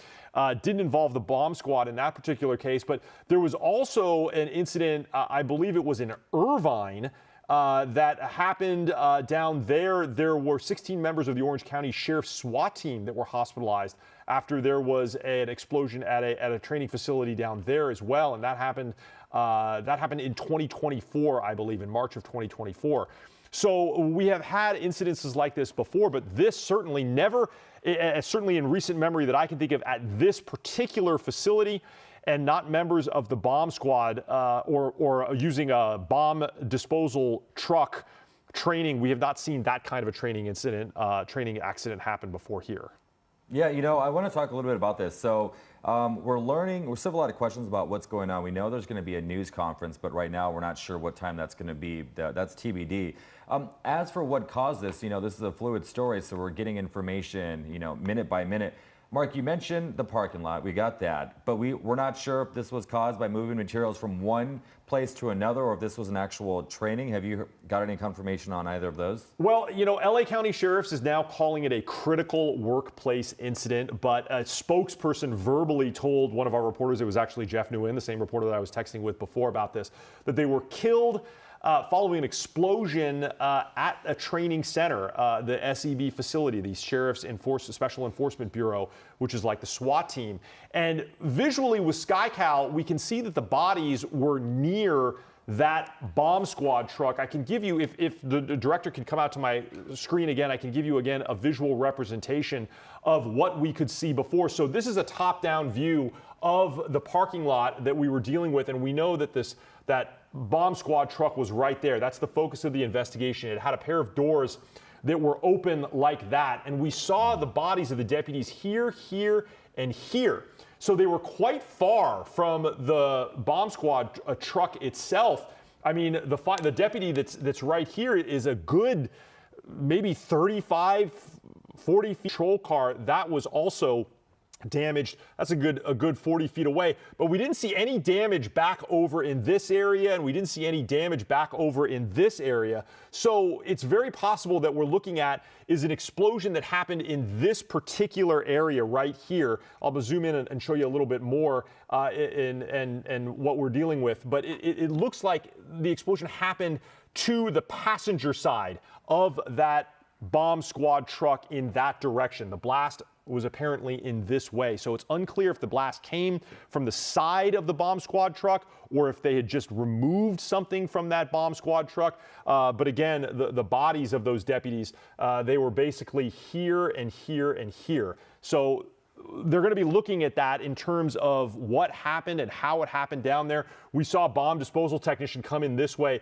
and do a complete orbit of the truck. He was looking at it. He was looking at the wheel wells and certainly looking in the cab and the doors to make sure that it's safe. And with KCAL coming back out live to KCAL, we can see that what appears to be the command post there right by the LA fire engine that's been there on scene. We can see members of the team down there. They're looking at the other vehicles as well, very likely inspecting them for damage. But yeah, this is KCAL video there now of that parking lot. And you can see how wide and how big this campus is. Basically, the entire area now is under investigation by federal authorities. And Mark, are you aware, is there an area there where they would dispose of any type of bomb or bomb material? Is there a place where they would take that there on that? Very likely, if they do training for bomb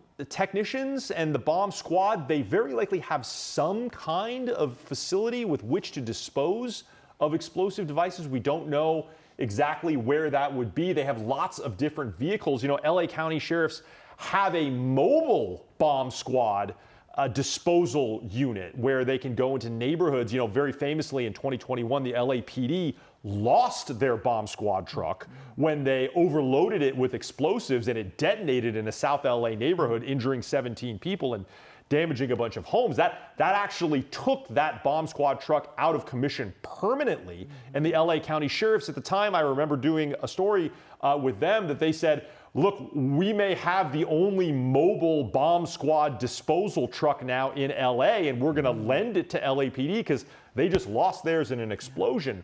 So I don't believe that the truck involved here was a mobile bomb squad truck. They look different. They almost look like big cement trucks. They have a giant vault or a safe on the back that you put the explosives in and detonate. This looked more like an equipment truck to me, perhaps something that they would carry bomb squad armor or gear or members of the team in. And that perhaps had an explosive device in it. We're not sure, but whatever it was, it detonated, killing those 3 deputies. Yeah.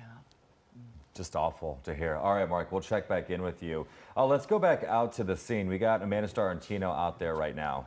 And Amanda, what are you seeing from your vantage point now?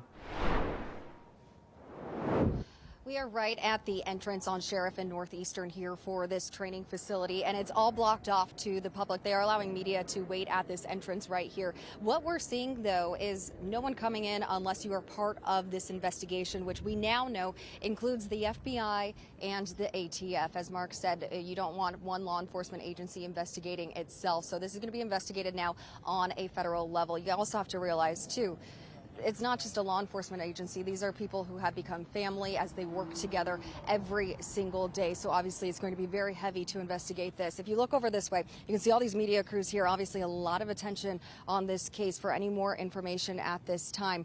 And we have some sheriff's deputies also blocking off the area to keep everyone safe as these crews are coming in and out that are investigating this incident. But right here is Northeastern, and this is Sheriff Road to head into the facility. But when this kind of tragedy happens, they want to keep everyone out and make sure that the investigation can run as smoothly as possible. So that's why this is happening over here. Again, very, very limited details at this point of how those 3 deputies were killed this morning in some sort of explosion while handling some explosive devices this morning. But we are waiting to get more information from the sheriff's department this morning. But again, the entrance to this facility is closed. What we're seeing is coming through as other agencies. We also just a few minutes ago saw a huge trailer come through, and that's the Sheriff Mobile Command Unit at as well. So they're still navigating who's coming in and out here, and we're trying to get more information as much as we can. But a heartbreaking incident here for our law enforcement that's just been through not only so much in this morning, but in the last year, the last couple of years, what's been going on with this department here. So our hearts are with those families that received the extremely tragic news as their loved ones went off to work today. You never want this to happen, but unfortunately, this is sometimes what happens with this job, and our hearts just break for all those families involved. Certainly is a reminder of the dangerous job and the risk that our law enforcement officers take for us each and every day. Amanda, thank you. Well, we're going to continue to monitor this as we're waiting to get more information. We're also waiting for that press conference. But in the meantime, let's go to meteorologist Alex Bisson. Alex, you've been pretty busy in the weather department as well. Hi, Chris and Amy. Yes, we have been, as we've been talking and tracking the monsoon moisture that is pushing into Southern California, making it feel a little bit more humid, the air a little bit more sticky. And of course, earlier today, we were tracking showers across Southern Orange County, parts of Riverside County. This is a loop of our satellite radar over the past 3 hours, and you can see that activity moving through. We've got some cloud cover out there as well from Anaheim to Mission Viejo. And just about 20 minutes ago, we were getting some reports of rain. Light rain in Fullerton, too. So we've got most of this centered over Orange County and, again, some parts of the Inland Empire with the chances for showers and possibly a thunderstorm as we head into this afternoon. I'm going to bring in our futurecast here, and we're going to play it from right now to about 6 o'clock as we head into this evening. And you can see most of this activity centered over the San Jacintos, the San Gabriel Mountains as well. So generally we are tracking the chance for light rain, but we could have brief heavy downpours with any of these heavier cells that do develop. We also have this chance across areas like Victorville up through Palmdale and the Antelope Valley. So we'll continue to watch this. Again, areas like San Bernardino, some of our foothill communities could see this activity linger into some parts of the Inland Empire. Slight chance across the coastline and our metro areas, but we're going to continue to watch that as we head into this afternoon. I want to show you temperatures as we head into this afternoon as well, as we are looking at 70s across the coastline, low 80s across the LA basin, so high 70s to low 80s. Temperatures about 84 as we head to Pasadena. So we are out of triple digit territory. I want to take you up to the San Fernando Valley. This is where we will feel temperatures in the low 90s across Woodland Hills, low 90s in Santa Clarita, mid 80s in Simi Valley, and temperatures closer to the water, areas like Manhattan Beach in the 70s. So again, really nice day overall, but we've got that increase in moisture, so it might feel a little bit more sticky, a little bit more humid as you take a step outside this afternoon. And then it's as we head into this weekend that we are finally tracking some changes, and we will be looking at drier conditions, what we are used to here in Southern California. So that influx in monsoon moisture, that is the story today. We still have that chance of a shower thunderstorm, highest chance for our mountain and desert communities. Next 4 hours, San Bernardino will feature temperatures in the 80s, low 80s, transitioning to temperatures in the low 90s with that added humidity in the air. We've got the mix of sun and clouds this afternoon. Santa Monica temperatures in the 60s the next 4 hours, and then temperatures will be in the low 70s as we head later into this afternoon. LA Orange County, high 70s this afternoon, temperatures low 80s. So really this weekend, little change, but the change that you will feel is the drier air that's moving in. So that is going to be, I'm sure, really welcome for a lot of you that don't necessarily love the added humidity. Valleys feeling temperatures in the low 90s today, tomorrow, and guess what? Little change as we move into next week. Overall, a very benign 7-day forecast. I got temperatures in the high 80s both Monday and Tuesday, so dropping just about a degree or two, but really as a whole, temperatures are going to be close to average. Inland Empire, low 90s, chance of a thunderstorm lingering this afternoon. A little bit warmer Saturday, Sunday, and then low 90s as we move into the start of this upcoming week. Back to you. All right, Alex, thank you. And we continue to follow this breaking news at an LA County Sheriff's Training Facility. Yeah, if you're just tuning in, the time right now is 10:32, but we know 3 LA County Sheriff's deputies, they were killed. This was an explosion that happened in Monterey Park. This is the LASD training facility, and we also have KCAL News reporter Rick Montanez. He's live there at the scene. Rick, you've been able to talk to witnesses. What are they saying to you at this moment? Yeah, Chris, I talked with the man who works at the facility, not the training facility, but works on this campus, this LA County campus, because remember, it's the Sheriff's Department, the Fire Department. They also have emergency operations teams that are on this area. That is up the street from where we are. So we are on Eastern Avenue right now, right at Mariana Avenue, where the road is closed, leading up to that main entrance to the LA County facility. And so the man I talked with earlier, he's worked on this county facility for 2 decades. He says over the years he's heard training go on, and the way his coworkers described to him what it was like, they knew that this was very different. They immediately knew something was wrong. Take a listen to what he told me just a short time ago. Actually, one of the guys just said he heard a loud explosion, and actually he was inside the facility, which is usually when you're outside you hear them, but when you're inside you rarely hear anything. But he heard a loud explosion, and when he went out there was a bunch of sheriff deputies already on site. The first thing that came to my mind was just unfortunately the families, and my heart goes out to them, and just prayers for the family, and it's just definitely a sad day for a lot of the guys that found out so far. 3 sheriff deputies passed away. To their families, certainly their friends, their colleagues, to the community here, because we know that not only the sheriff's deputies, but specifically the people who work in the Special Enforcement Bureau, this unit that was impacted this morning, they are the ones that assume the highest risk within the Sheriff's Department. I've interviewed the captain for that unit several times over my years covering news here in Los Angeles County. And I can tell you the way that they train, certainly it is very intense. And even I remember the captain talking about they train other units as well. They help train other law enforcement agencies. So this is an elite group.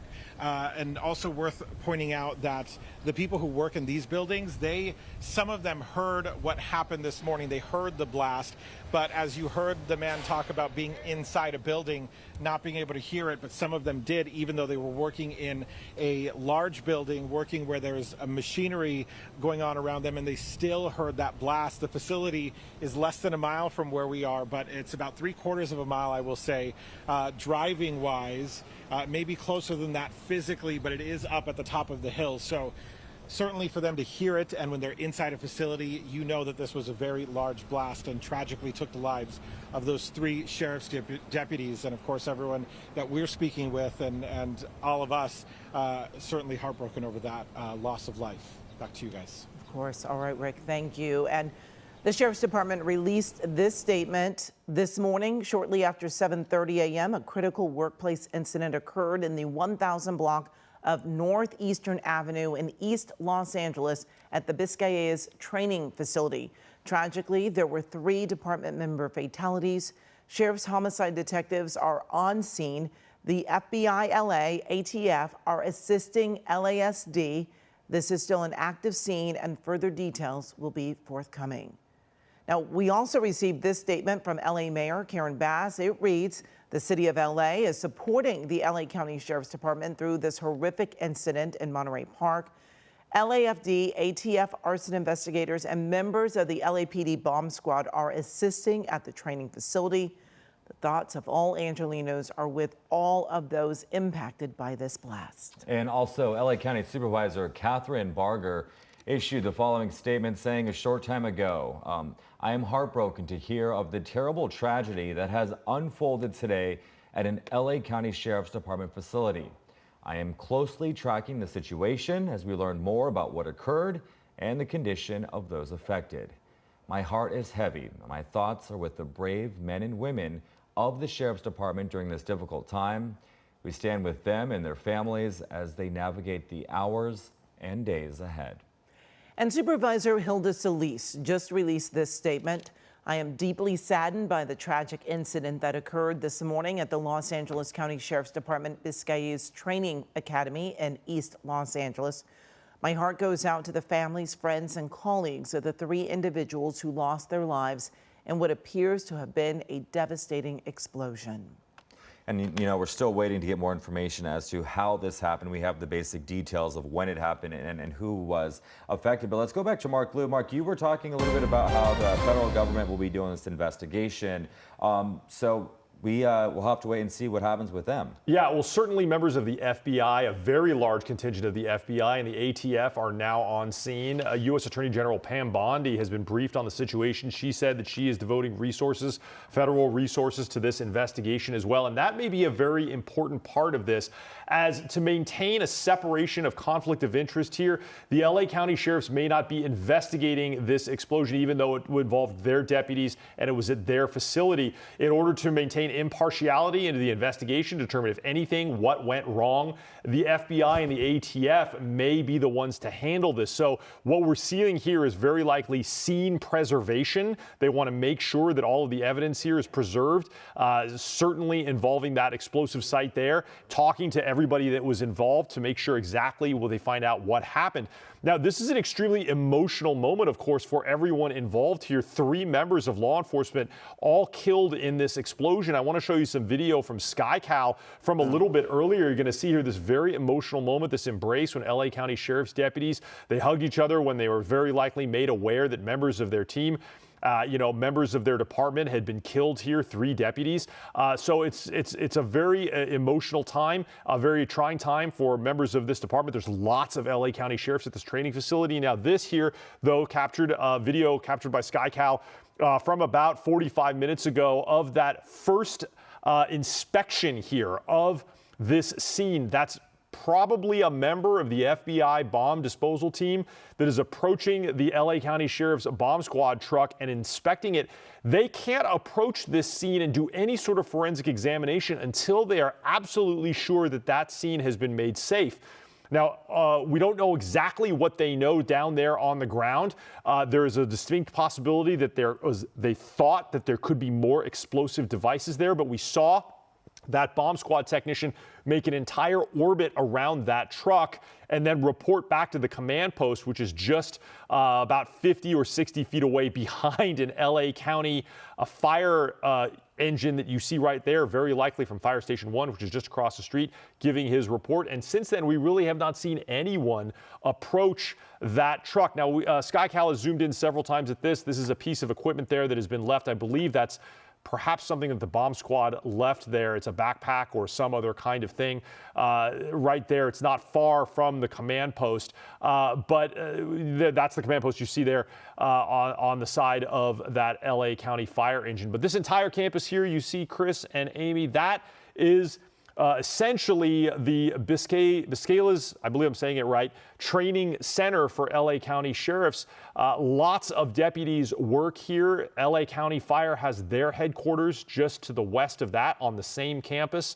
And there's LA County Sheriff's Fleet Management offices here. Internal division as well is located here. So this entire facility is devoted to first responders. So there's lots of resources and manpower here. They just have to be coordinated to do this investigation, and that may likely be a federal response going forward. Of course, certainly don't want any conflict of interest with the agency investigating themselves, and that is why it's so important that the FBI and the ATF are involved. You know, Mark, this is a very large facility. As you mentioned, so many agencies use this, but we have not heard, that I recall, in the years that I've been here, of an incident at this facility of late, correct? No, I was doing a research investigation here with our archives at the desk. Cannot find an example, certainly not an example of any kind of a deadly accident happening here. It's possible that there may be training accidents. That always happens when you have first responders. They do hard training. I mean, they use firearms.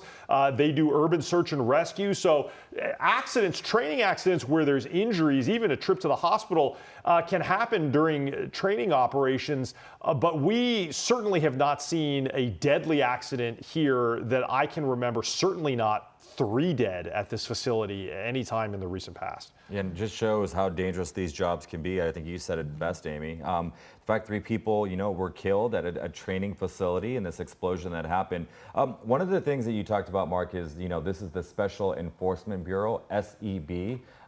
Explain for people who are tuning in right now, what this means. We hear the term SWAT. This is similar to them. Yeah, so this is essentially what LA County Sheriff's Department call their SWAT team. When we think about SWAT teams, we think about the armored vehicles, we think about the officers in tactical gear. They're heavily armed, they're called in to deal with very volatile or hostile situations. The LA County Sheriff's Department certainly has a version of that, and they just call it their Special Enforcement Bureau. It's actually composed of several different divisions. One does a lot of the tactical work. They call that the Special Weapons Division. Those are the ones that we see that show up to things like barricades of hostile suspects. They also have a canine division that uses canine units for both bomb detection and illicit substances interdiction.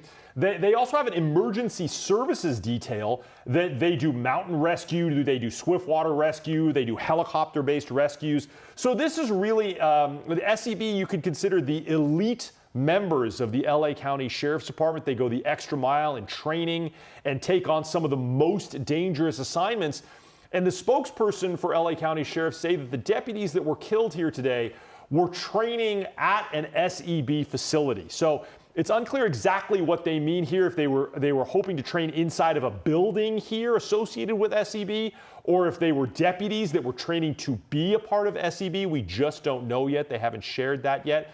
But certainly, whatever they were engaging in here did involve the elite members of the LA County Sheriff's Department. So all the more tragic that these deputies died here at this training facility here, where it's essentially designed to create the very best deputies for the force. Absolutely. We do want to get over to KCAL reporter Jasmine Veal, who just arrived on the scene. And Jasmine, where exactly are you located at this point? All right, perhaps we don't have Jasmine just yet. If you are just joining us, this is the scene of where 3 deputies were killed this morning right around 7:30. People in the area say that they did hear some type of a blast. We do know, again, 3 deputies were killed. We are still waiting on exact information on what caused the explosion. Yeah, absolutely. And it looks like Jasmine Veal is ready now. Let's go back to Jasmine. Jasmine, we've been talking to Rick and Amanda this morning. Tell us where you're located right now. So I'm right here at the corner of Eastern Avenue and Lotta Drive, just up from the entrance to this training facility. You can see these deputies. They do have this road blocked to public traffic. The media can go through, and of course all those investigators that have been zooming past. Again, here on Eastern and Lotta Drive, and we've also seen some emotional people arriving here, tears in their eyes. They are being escorted in by the Sheriff's Department, and we believe those could be family members arriving or other department members, as tragically there were those 3 sheriff deputies killed in this blast, and we are getting also more reaction from neighbors just hours after the explosion here on Northeastern Avenue. One man, he pulled up, he said, "Oh my gosh, I heard this. I just dropped my kids off." And he said, we're in East LA. He's used to hearing fireworks exploding around here, but this was far different than that. Take a listen. Well, I'm up early. I have 2 small kids go to summer camp. We live right up the hill. And there's been a lot of explosions since 4th of July around here. So this is East LA typically. So it sounded larger than usual and had a depth and a deepness to it that was worrisome. I looked outside of my house. Of course, we're on opposite hills. But, it was like a 0.1 earthquake. It really shook. So that was disconcerting. But I could see nothing visibly from our house. We've got 911 there. We've got Sheriff's Department, the old prison. Just terribly sad for the neighborhood. We're kind of a divided country right now, but nobody wants to see something like that. Yeah, his name is Richard Montoya. Again, he lives nearby. He's checking some of his security cam video to see if it actually caught this, because, again, he said it was just reverberating a few seconds even after that blast. People, again, arriving here. This street has been very busy. We've seen official vehicles pulling in and out with investigators inside, tinted windows, big SUVs, and, again, just people in normal clothing that are being kind of escorted in and out of this area. And I think that's because they have such a huge scene to process, right?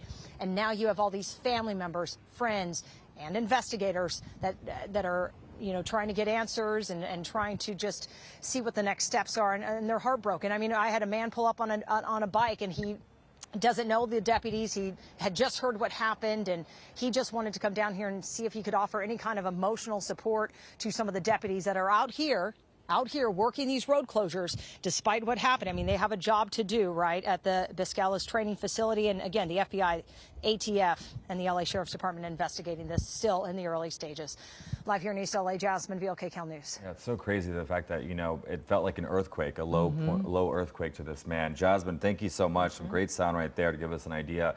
But, you know, he said it best. Regardless of how we are in a political climate, nobody wants to see something like this happen. Just so heartbreaking. And to hear about the family come into the area, or even if it's their coworkers, their friends, and just their emotion. I mean, it's got to be so hard. It is certainly a strong family ties, and we have to be reminded that no matter what's going on, these are the men and women who sacrifice to protect us. Absolutely. Each and every day. And unfortunately, this is a tragic incident that has happened, and 3 deputies have lost their lives. Yeah, well, let's go back now to Amanda Starantino out there live. Amanda, you're in a different vantage point right now. I believe they're probably getting ready for a news conference behind you.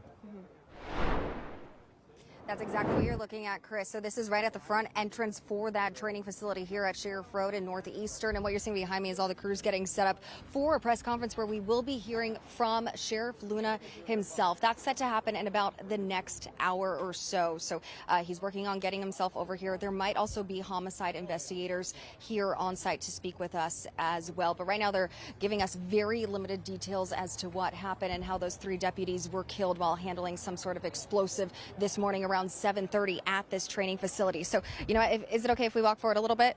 Just watch on the ground right here. I want you to have a look at what we're watching over here. So there's a lot of crews right here. This is the area they have us staged at for now. But you're seeing some sheriff's deputies coming through. No one is allowed through this area, and the only ones allowed back specifically to here is media. But we've also seen other agencies coming through. As we know, the FBI Los Angeles and the ATF are assisting in this investigation, and we're seeing those cars come in, a lot of unmarked cars. Those are those agencies most likely coming through. We also saw the mobile command unit, a very large trailer type car coming through to also assist in this. But obviously a very sad situation for these deputies. These are people they work with every day. We have to remember when it comes to what happens here at the Biscayne's training facility here, very intensive training. These are for our SWAT teams, our special teams that are handling very risky situations, and that's what we saw happen here this morning. So when a tragedy like this happens, they have to be very careful about who's allowed into this area and what information they are releasing. But again, we do know that there will be a press conference in about the next hour or so where we will be hearing from Sheriff Luna. Obviously, his heart has to be so heavy. These are not only his employees, but you become family as well. And just what this means to the community. These are the men and women that do everything to protect us every day, and to have this happen to them is just truly tragic. Amy, Chris? All right. Thank you so much, Amanda. And, you know, our hearts are with all of those deputies' families and loved ones. You know, this is just heartbreaking to hear that they've lost their lives. I mean, 3 people. Yes. That's a lot. It really is. All right, we want to check back in on our breaking news desk with Mark Liu. And Mark, you have been getting so much information about this tragic incident. Yeah, we're sifting through a lot of details, both coming in from our crews on the ground and from video with SkyCal. Now, what you're looking at here is live pictures of the scene, and there are some hints with SkyCal now that we're seeing that this investigation is progressing. We have just seen with SkyCal for the first time LA County Sheriff's Deputy, or perhaps federal bomb squad investigators, getting much closer to the scene without any protective body gear on. SkyCal is staying wide because the bodies of those 3 fallen deputies are still down there. They're only partially covered. But as SkyCal zooms in here, that LA County fire truck down there at the bottom of your screen has some investigators standing next to it. They're not wearing the same kind of body armor that we saw earlier that bomb squad techs were using. And members of that team were on the other side of that yellow crime tape that you see there. They were actually looking underneath some of the LA Sheriff's patrol vehicles, very likely looking for pieces of whatever exploded. That's what they're looking for. They're going to be investigating exactly what this explosion was, how it happened. And we saw one of those members of that team right there on his hands and knees looking underneath that LA Sheriff's Patrol car with the busted out window there, and also the one right behind it. So these investigators here are not wearing the same kind of protective body gear that we saw earlier with that heavily armored bomb squad technician wearing that bomb disposal kit that we've seen. They look very, very large. They're very bulky. So that could be an indicator that they're feeling more comfortable about getting closer to that truck, that bomb squad truck that is the focal point of this explosion investigation, where the bodies of those 3 deputies are still there next to it. They're quite far from one another, though. They're a good 10, 15 feet from one another, which indicates the size of the blast here through those deputies, quite a distance. And unfortunately, they were declared dead at the scene. But the crime tape is still up here, and the investigation still continuing. This very large campus of the Biscaylas Training Center here in the northern part of East LA, right by the 710 and the 10, closed with multiple law enforcement agencies, including federal authorities like the FBI and the ATF, who may very likely take over the scene of this accident due to a conflict of interest. They don't want the LA County Sheriffs possibly investigating themselves here in relation to how this accident happened and how these deputies were killed. Mark, and still so many questions. And of course, people are so interested in finding out what happened that led to the death of 3 deputies. But it does take time. We don't know what they were handling. We don't know if they were trying to move something, if there was something in that truck. We just know that people heard an explosion right around 7:30 this morning. Mark was able to show us on a map where those deputies' bodies it was that parking lot. Yes, in that parking lot, and where they ended up from that explosion. And so, we just have to wait a little bit longer to get the details, the exact details of what led up to this. And, right now the big focus is, letting family know and, letting friends and loved ones know about, these 3 people who were killed. We did hear that Sheriff Robert Luna is going to be having a press conference in the next hour. So we'll probably get some more information there, maybe a little bit more about who these people are. But obviously, these are 3 people from his team where he is the man in charge. And I can only imagine what he's going through, because this is not something you want to see happen in your department anywhere. But of course, we're going to continue to follow this story out of East Los Angeles. Jasmine Beal also said it best. One of the man right there said it sounded like an earthquake. I mean, that's how powerful this explosion was. And you could see from KCAL all the homes surrounding this very large training facility. So of course, once we get more information, we'll bring it to you. But for now, let's check back in with meteorologist Alex Biston. And Alex, you have had a busy morning and a busy afternoon for some in the area as well. Hi, Chris and Amy. Yes, a very busy morning here in the weather department as we've been tracking that monsoon moisture that is bringing showers and even brought some thunderstorms earlier today across Orange County and some parts of Riverside County. Want to bring in our futurecast and move you through the rest of this morning and into this afternoon as we've got that chance of showers, thunderstorms really hyper focused over our mountain communities, areas like the San Gabriel Mountains, the San Bernardino County Mountains, and the San Jacinto Mountains too.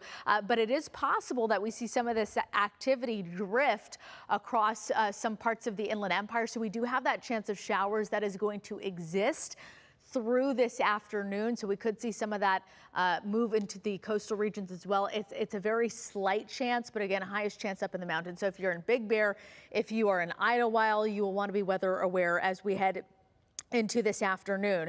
I want to bring in temperatures as we head into this afternoon as well, because if you liked yesterday, you're going to like today. I've got temperatures in the high 70s across Long Beach through downtown Los Angeles, Manhattan Beach in the low 70s, and Woodland Hills talking temperatures in the low 90s as we head into this afternoon. So again, 90s away from the coastline. We go down south into Orange County. I've got temperatures in the 70s across Anaheim, Ontario, in the 90s And San Bernardino also feeling temperatures in the 90s. Lake Elsinore 94 this afternoon. So really we're out of triple-digit territory. And as we head into this weekend, temperatures will be very similar. We're at or slightly below average. We're going to send it back to you. All right, Alex, thank you so much. We continue to follow breaking news. 3 LA County Sheriff's deputies are dead, another injured at an explosion at a department training facility. Welcome to KCAL News at 11 on CBS Los Angeles and continuing coverage on KCAL Channel 9. We're also streaming on CBS News Los Angeles. I'm Sheba Turk. That explosion happened around 7:30 this morning at a training center that is home to the Sheriff's Special Enforcement Bureau and Arson Explosive Detail. We have a team of reporters on the scene. We want to begin with KCAL News reporter Rick Montanez. And Rick, tell us where you are in relation to the facility right now and what you've heard over the past few hours. Yeah, Sheba, we're just down the street from that main entrance up to the LA County Sheriff's Department facility where the Special Enforcement Bureau conducts its training. And you see right behind us here, the road is closed. No one but emergency responders allowed up, but the county has employees who have come down to bring some stuff to them. They're keeping Eastern Avenue closed off. We've seen so many more emergency vehicles coming through here within the last few hours. It's pretty astonishing the number of units that we've seen show up out here. But you know, they're responding to this scene here. Let's show you some video that we have from KCAL to get an idea of where this is. So that facility is just under a mile driving wise from where we are. If we took Eastern up and then turned right onto Sheriff Road, I believe, or Drive, to get up to that facility, and that is where KCAL is obviously giving us that overhead perspective. So the people who work and live nearby, as we've heard, they heard the explosion this morning. I've talked with a few people who work here just south of the facility who did hear a blast. One man who actually works for the county, so he works up there in that complex, and he says his colleagues told him that they heard the blast. They're used to hearing the training go on at this facility, so they're used to hearing smaller explosives or loud blasts, but this, they say, was very different. They knew that immediately. Listen to what he said. So they were there and they heard a loud explosion, and next thing you know, yeah, there was just sheriff deputies on site and kind of blocked the area off. Yeah, it's just been a sad day for sure. Yeah, I mean, to hear 3 sheriff's deputies died in this explosion, that's got to be difficult knowing you work right there. Yeah, for sure, and then especially for you know, the families, just, you know, fortunately, yeah, I just got to, you know, cover them with prayers, but it's a sad day. And people certainly keeping the families in their thoughts. I want to also point out that there are businesses around here who initially thought they may have to evacuate, but some of those managers have told us since in the last few hours that they learned they do not have to. They can stay open and run business as usual. They considered closing it because, again, the roads are closed here. We've only seen emergency crews, first responders moving through this area. These deputies have been turning away a lot of people who usually use Eastern to get to the neighborhoods on the north side of this area. One man walking by saying that his grandmother takes the bus up through here, so he's concerned. One thing I want to point out too is the fact that they brought snacks and water and things to these crews tells us that they're going to be out here for quite a while, and they know that already. And so, you know, if you live anywhere around here, you have to be aware of that happening. Sheba, last thing I want to point out, Special Enforcement Bureau, we know that these are the men and women who take on the highest risk assignments for the county, and they are certainly very well trained. I've talked with their captain over the years. I've talked with a lot of people in this specialized unit.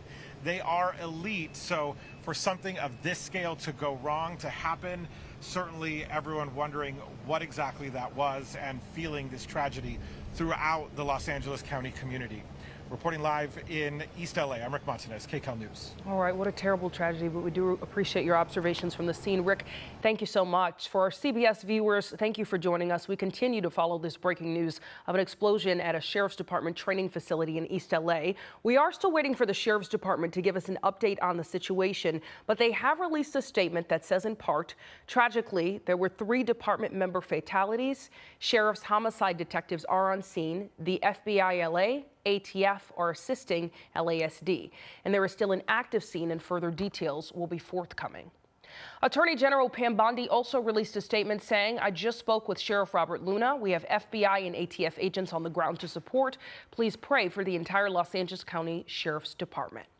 All right, let's get over to our assignment manager, Mark Liu, who is at the desk. And I know, Mark, you've been following so many updates this morning, doing a great job keeping us up to date. Talk more about what happens at this training facility and campus for viewers just joining us. Well, this is a very large campus for all kinds of first responders. It's not just LA County Sheriffs. LA County Fire has a headquarters here. There's also an LA County Fire Station here.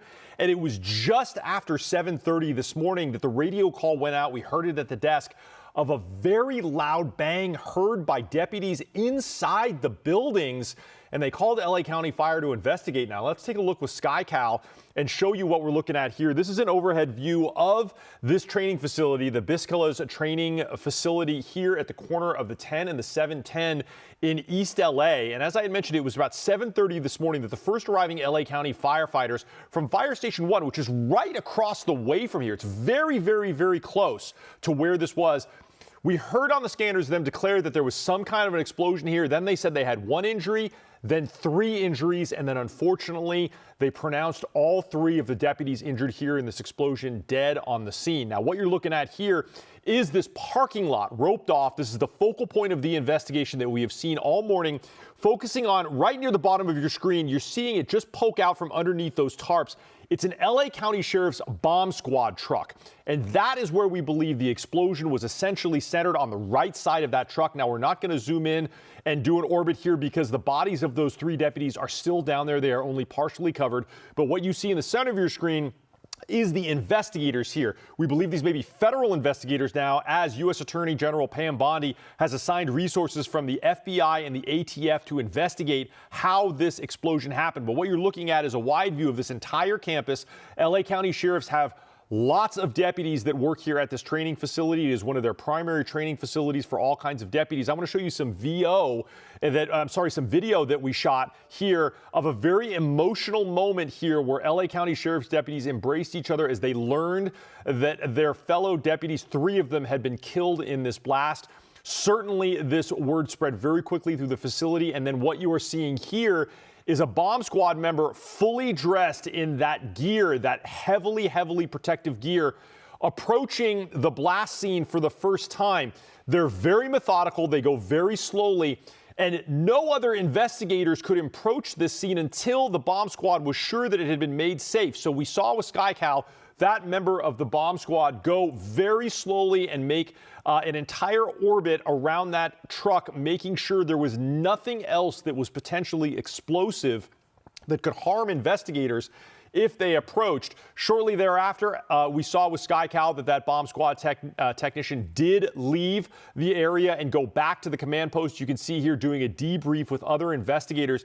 And in the past 10 to 15 minutes, we have seen investigators get a lot closer to that truck without any protective gear on. So that it's a good sign that there is potentially a belief that there is no longer any explosive material, but we really haven't seen bomb squad technicians get any closer than that technician there with the gear on. Now, if you come out to my map, I'm going to show you and give you a better idea of where this is all happening. Here's downtown LA.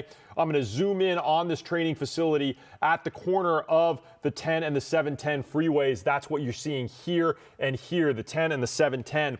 But as I zoom in on the parking lot, I'm going to give you an idea of what we're working on.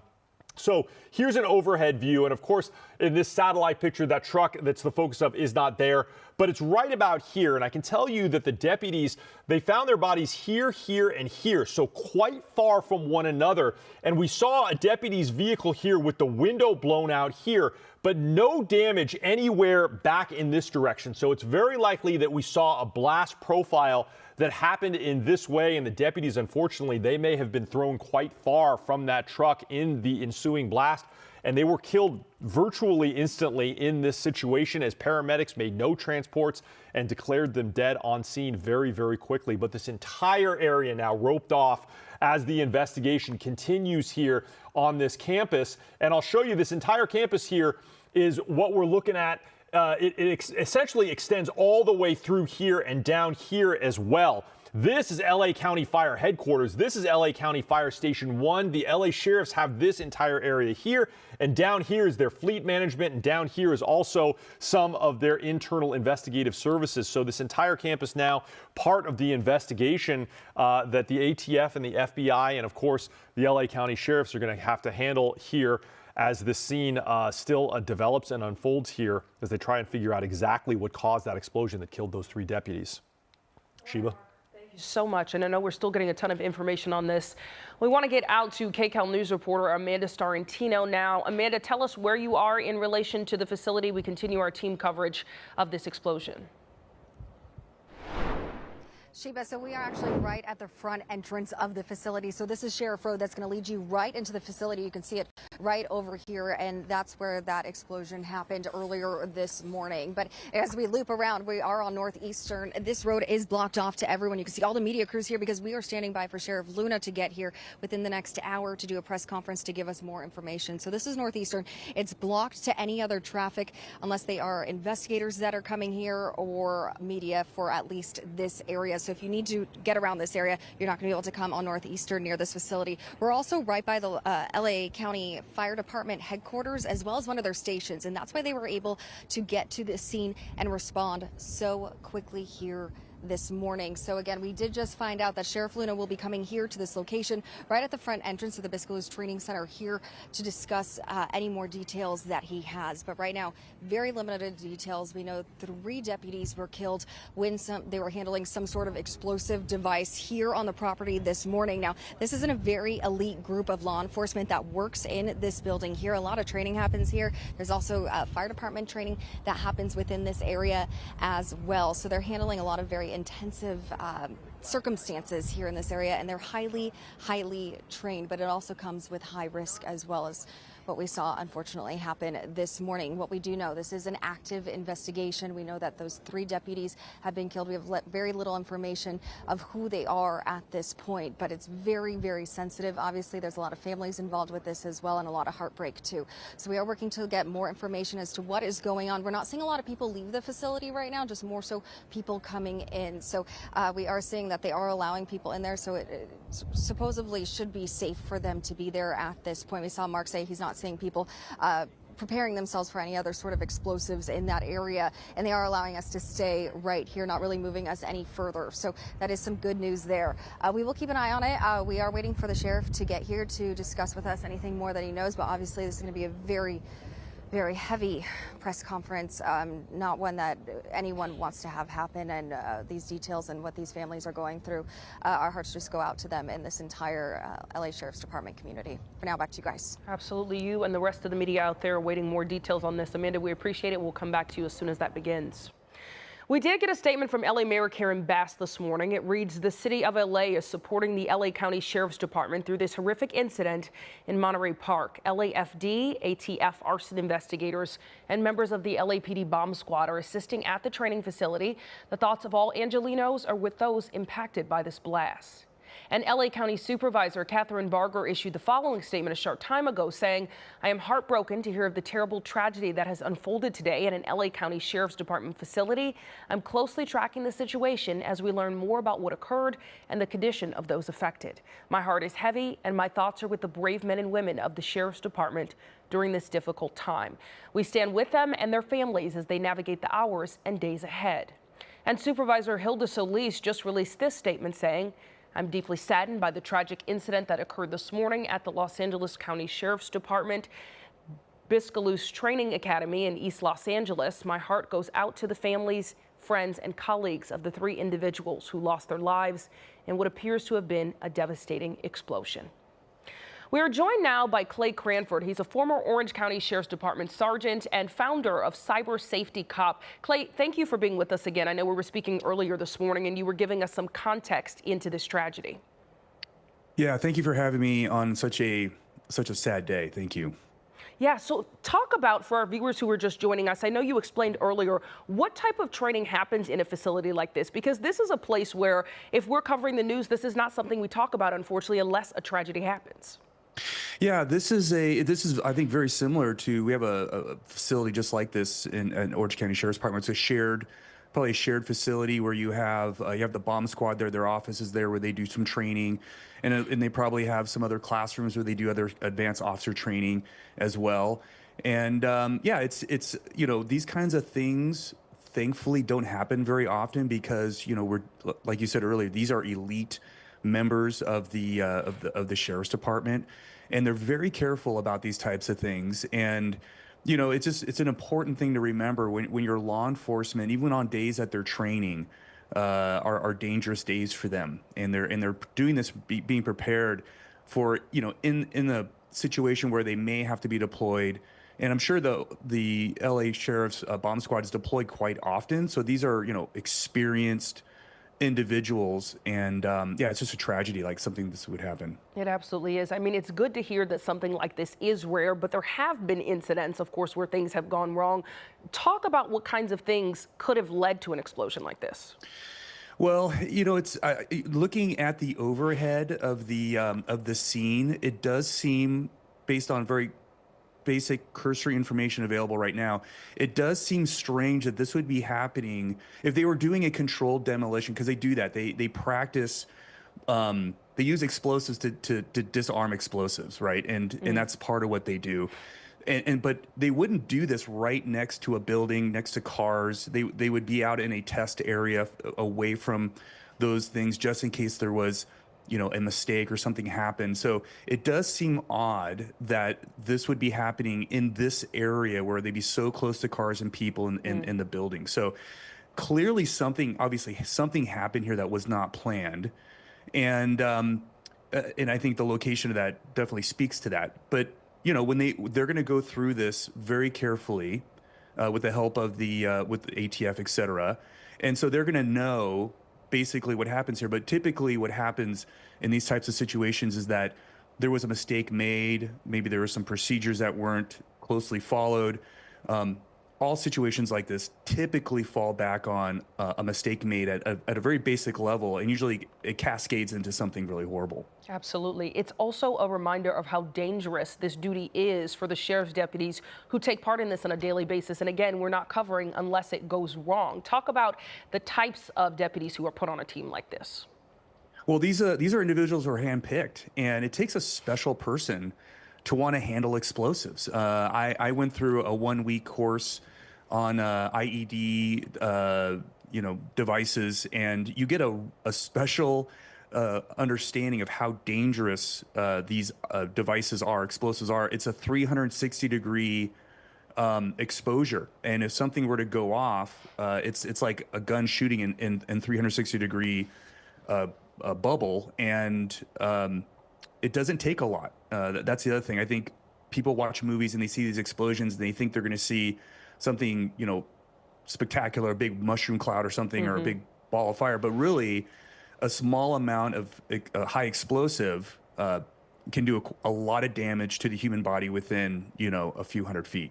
Right. And knowing how dangerous what they're dealing with is, I'm sure there's so many protocols in place to make sure something like this does happen. Talk about the protocols possibly in place after something like this and what we've seen in the past several hours. Of course, in the immediate aftermath, we saw tons of cars leaving the facility, learning that they were evacuating the facility. What kind of team members are required to stay? Who would they get off campus? Talk about what we've been seeing here. Yeah, they have to make the scene safe, and as soon as they understand that this is not an ongoing threat, because if it was somebody who planted an explosive, then you're worried about maybe secondary explosives, so they would have to make sure that the scene is safe. But I think immediately they would know if that were the case or not, and it appears not to be in this situation. And then they're going to have to, then everything slows down, because now we're in a very time discretionary situation. They're going to make a very large perimeter, because they're going to want to collect every little piece of that explosive device, because it's going to be blown hundreds of feet in every direction. They're going to want to know where everything's at and get a very good understanding, and then walking back in time on that timeline and understand from the point of the explosion, forward what happened, and also back, because obviously something has to trigger that. There has to be some things happening prior to that. And so they're gonna remove all the unnecessary personnel in that area, and then they're gonna be bringing in sounds like LAPD bomb squad is gonna be coming in. You're gonna have the federal government experts coming in looking at this, and again, these things don't happen very often, thankfully. But when they do, there has to be a takeaway from this so that this can't ever happen again. And they will clearly know what that is. And unfortunately, this loss of life is going to be a real tragedy obviously for the families, but for everybody working in that facility. That's your family.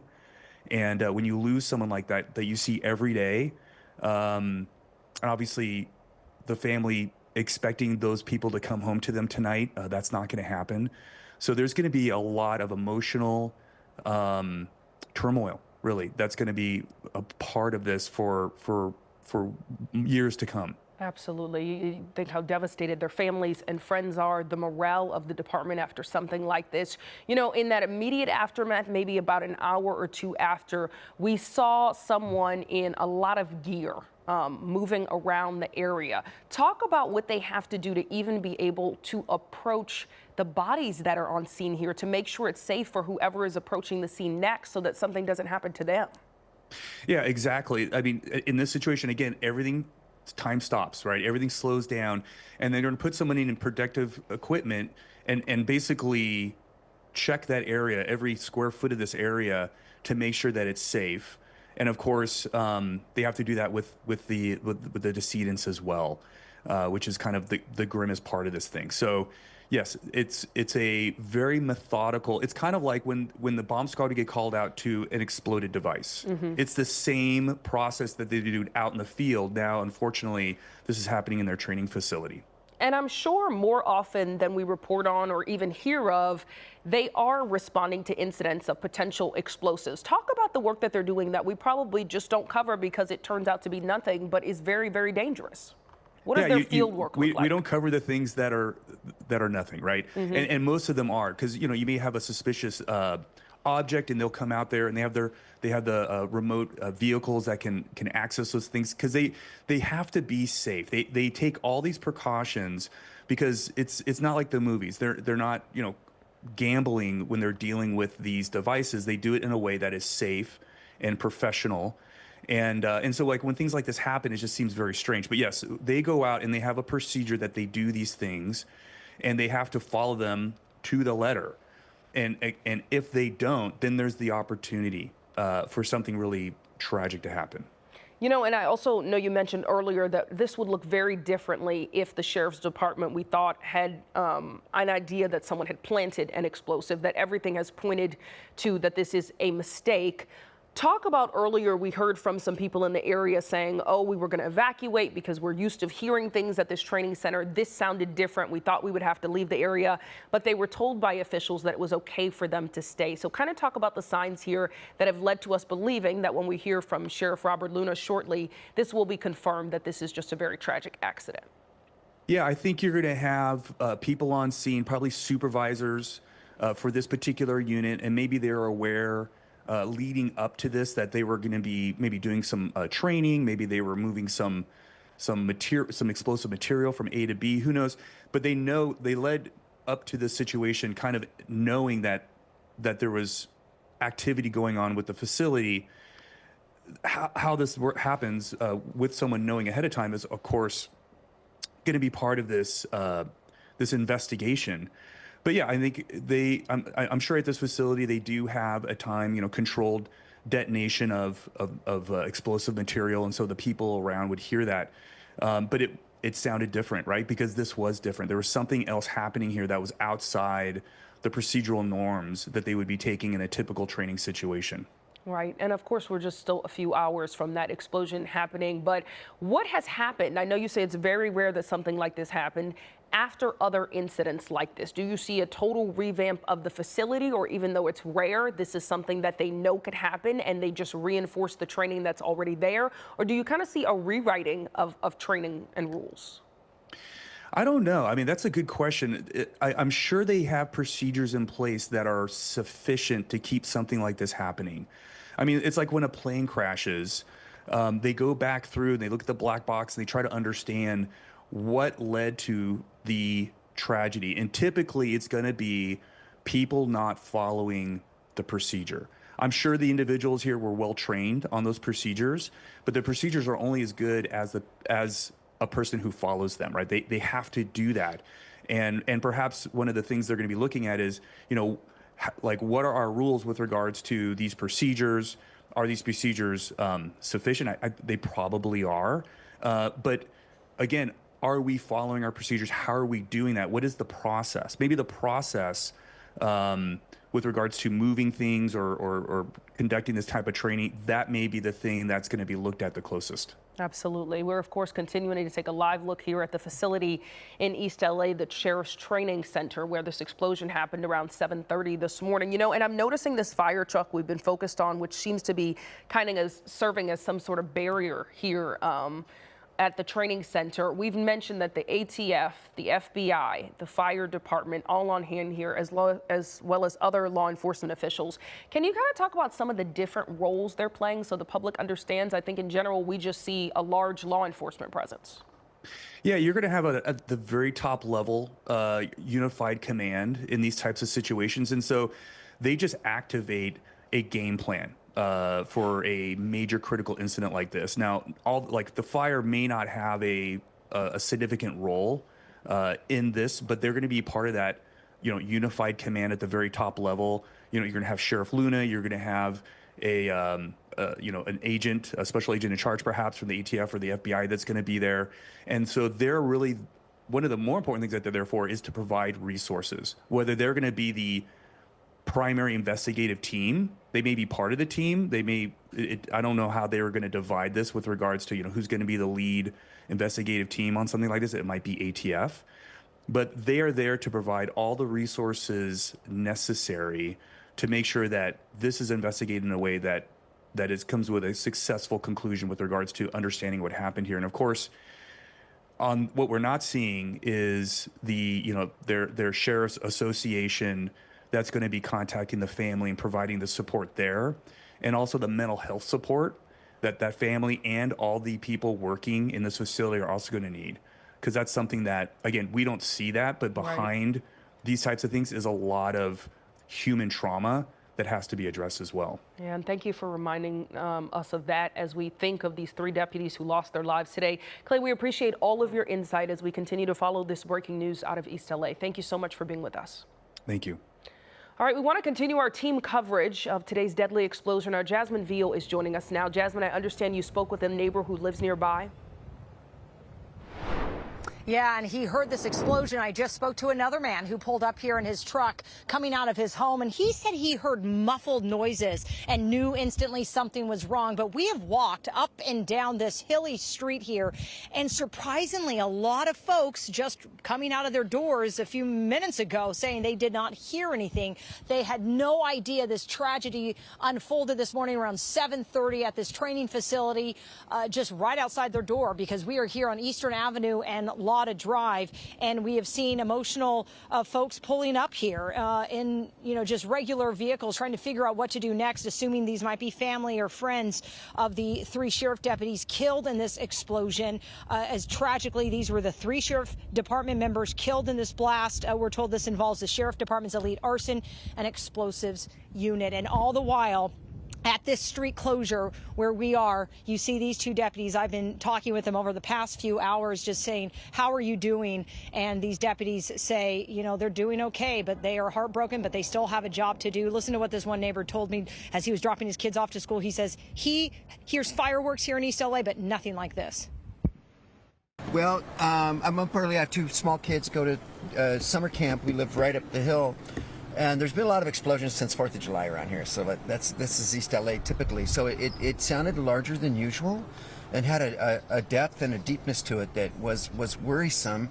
I looked outside of my house. Of course, we're on opposite hills, but it was like a 0.1 earthquake. It really shook, so that was disconcerting.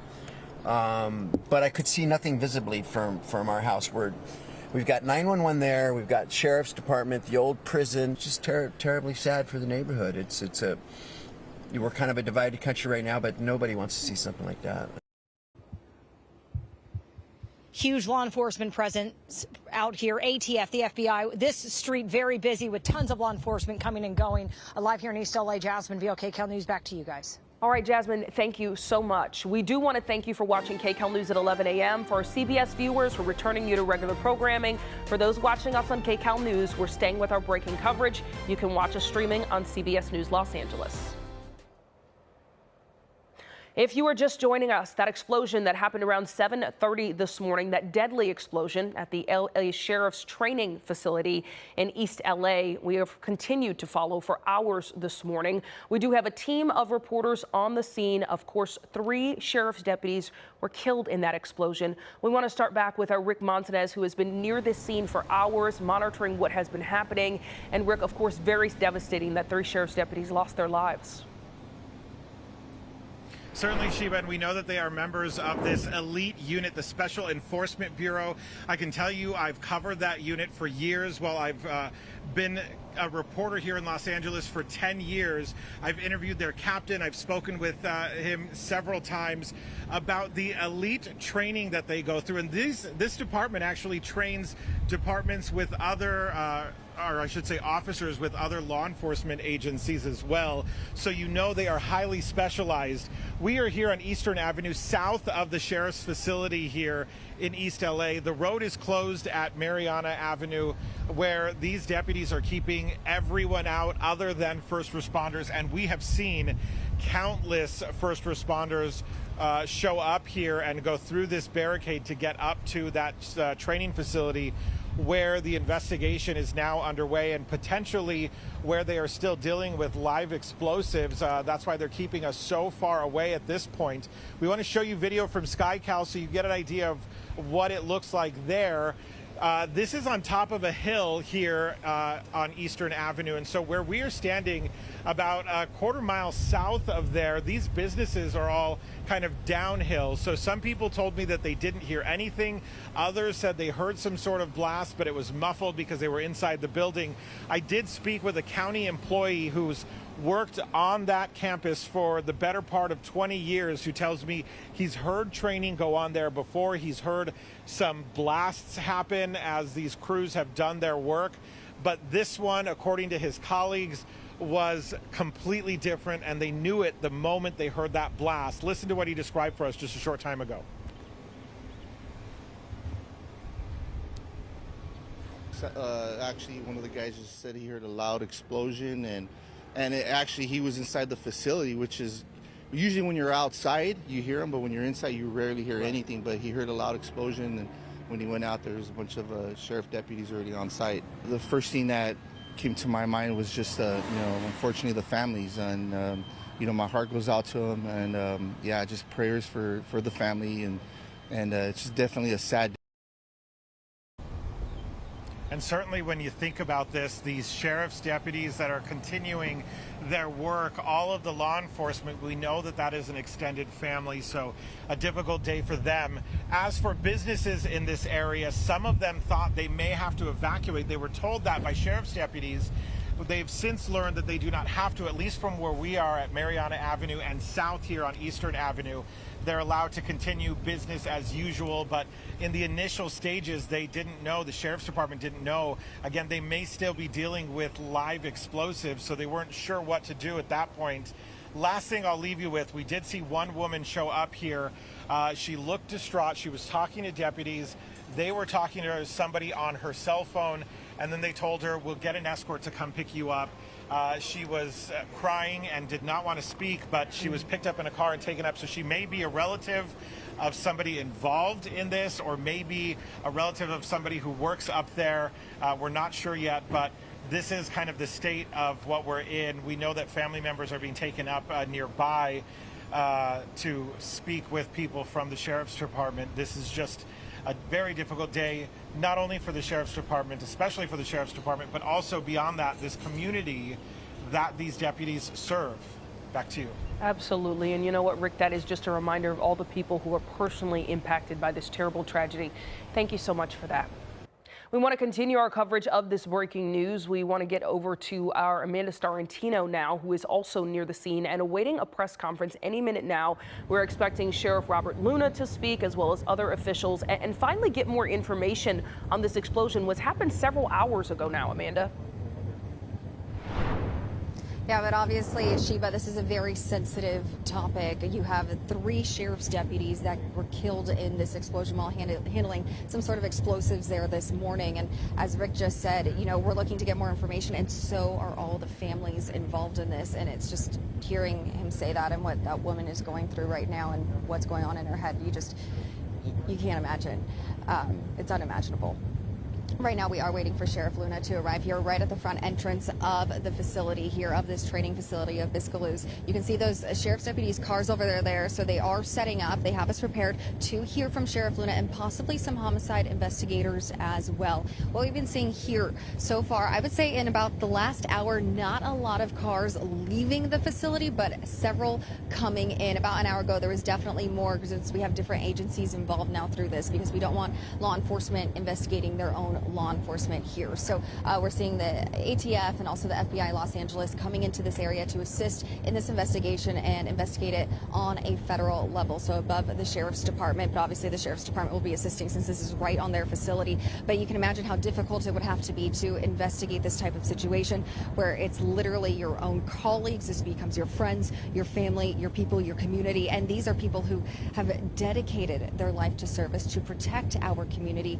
And what we're seeing here, so this is the arson and explosive unit for the sheriff's department.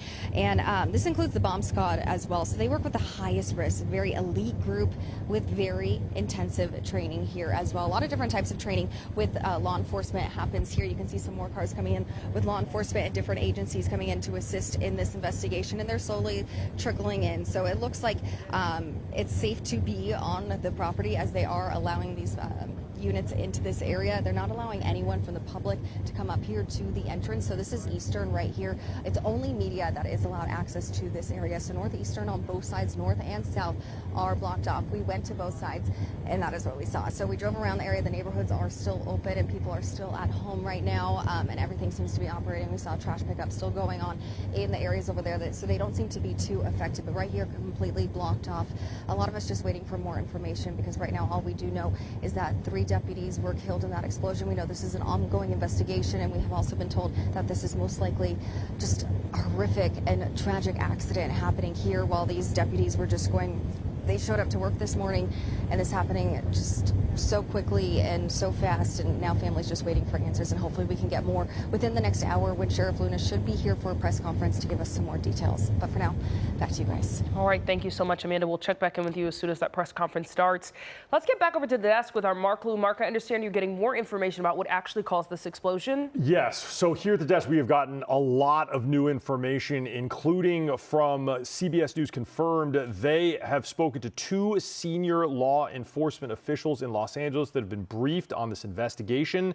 And those senior law enforcement officials now tell CBS News that this does not appear to be a training accident. Rather, it appears that these 3 members of the elite arson and explosives units for the LA County Sheriff's Department were handling explosive material that was recovered in some way yesterday. Now, we don't know what kind of an operation it was, but this was apparently explosive material, very powerful explosive material. We don't know the nature of it, but it was recovered yesterday, and it does not appear to be an improvised explosive device. So we're not looking at something like a homemade firework or a homemade pipe bomb, but some other kind of explosive. This was not a training incident that was going on. These were 3 deputies. We now confirm that they are all men. They were part of the elite arson and explosives unit. And for some reason, they were handling that explosive material, possibly to take it for disposal at this facility. Now, the members of this team that were killed, they were described as being very respected members of this department. Usually, the elite arson and explosives unit are senior members of LA County sheriffs and very accomplished. And there is the possibility that there is more of that explosive material near that bomb squad truck where this incident happened this morning. That is why we are seeing such careful behavior from LA County Sheriff's deputies and federal investigators down there, because they are unsure if there is more explosive material in there. Now, I want to show you some video that was shot a little bit earlier with KCAL. This is of the very emotional moments when LA County Sheriff's deputies embraced each other upon learning that 3 of the deputies here had died in this explosion.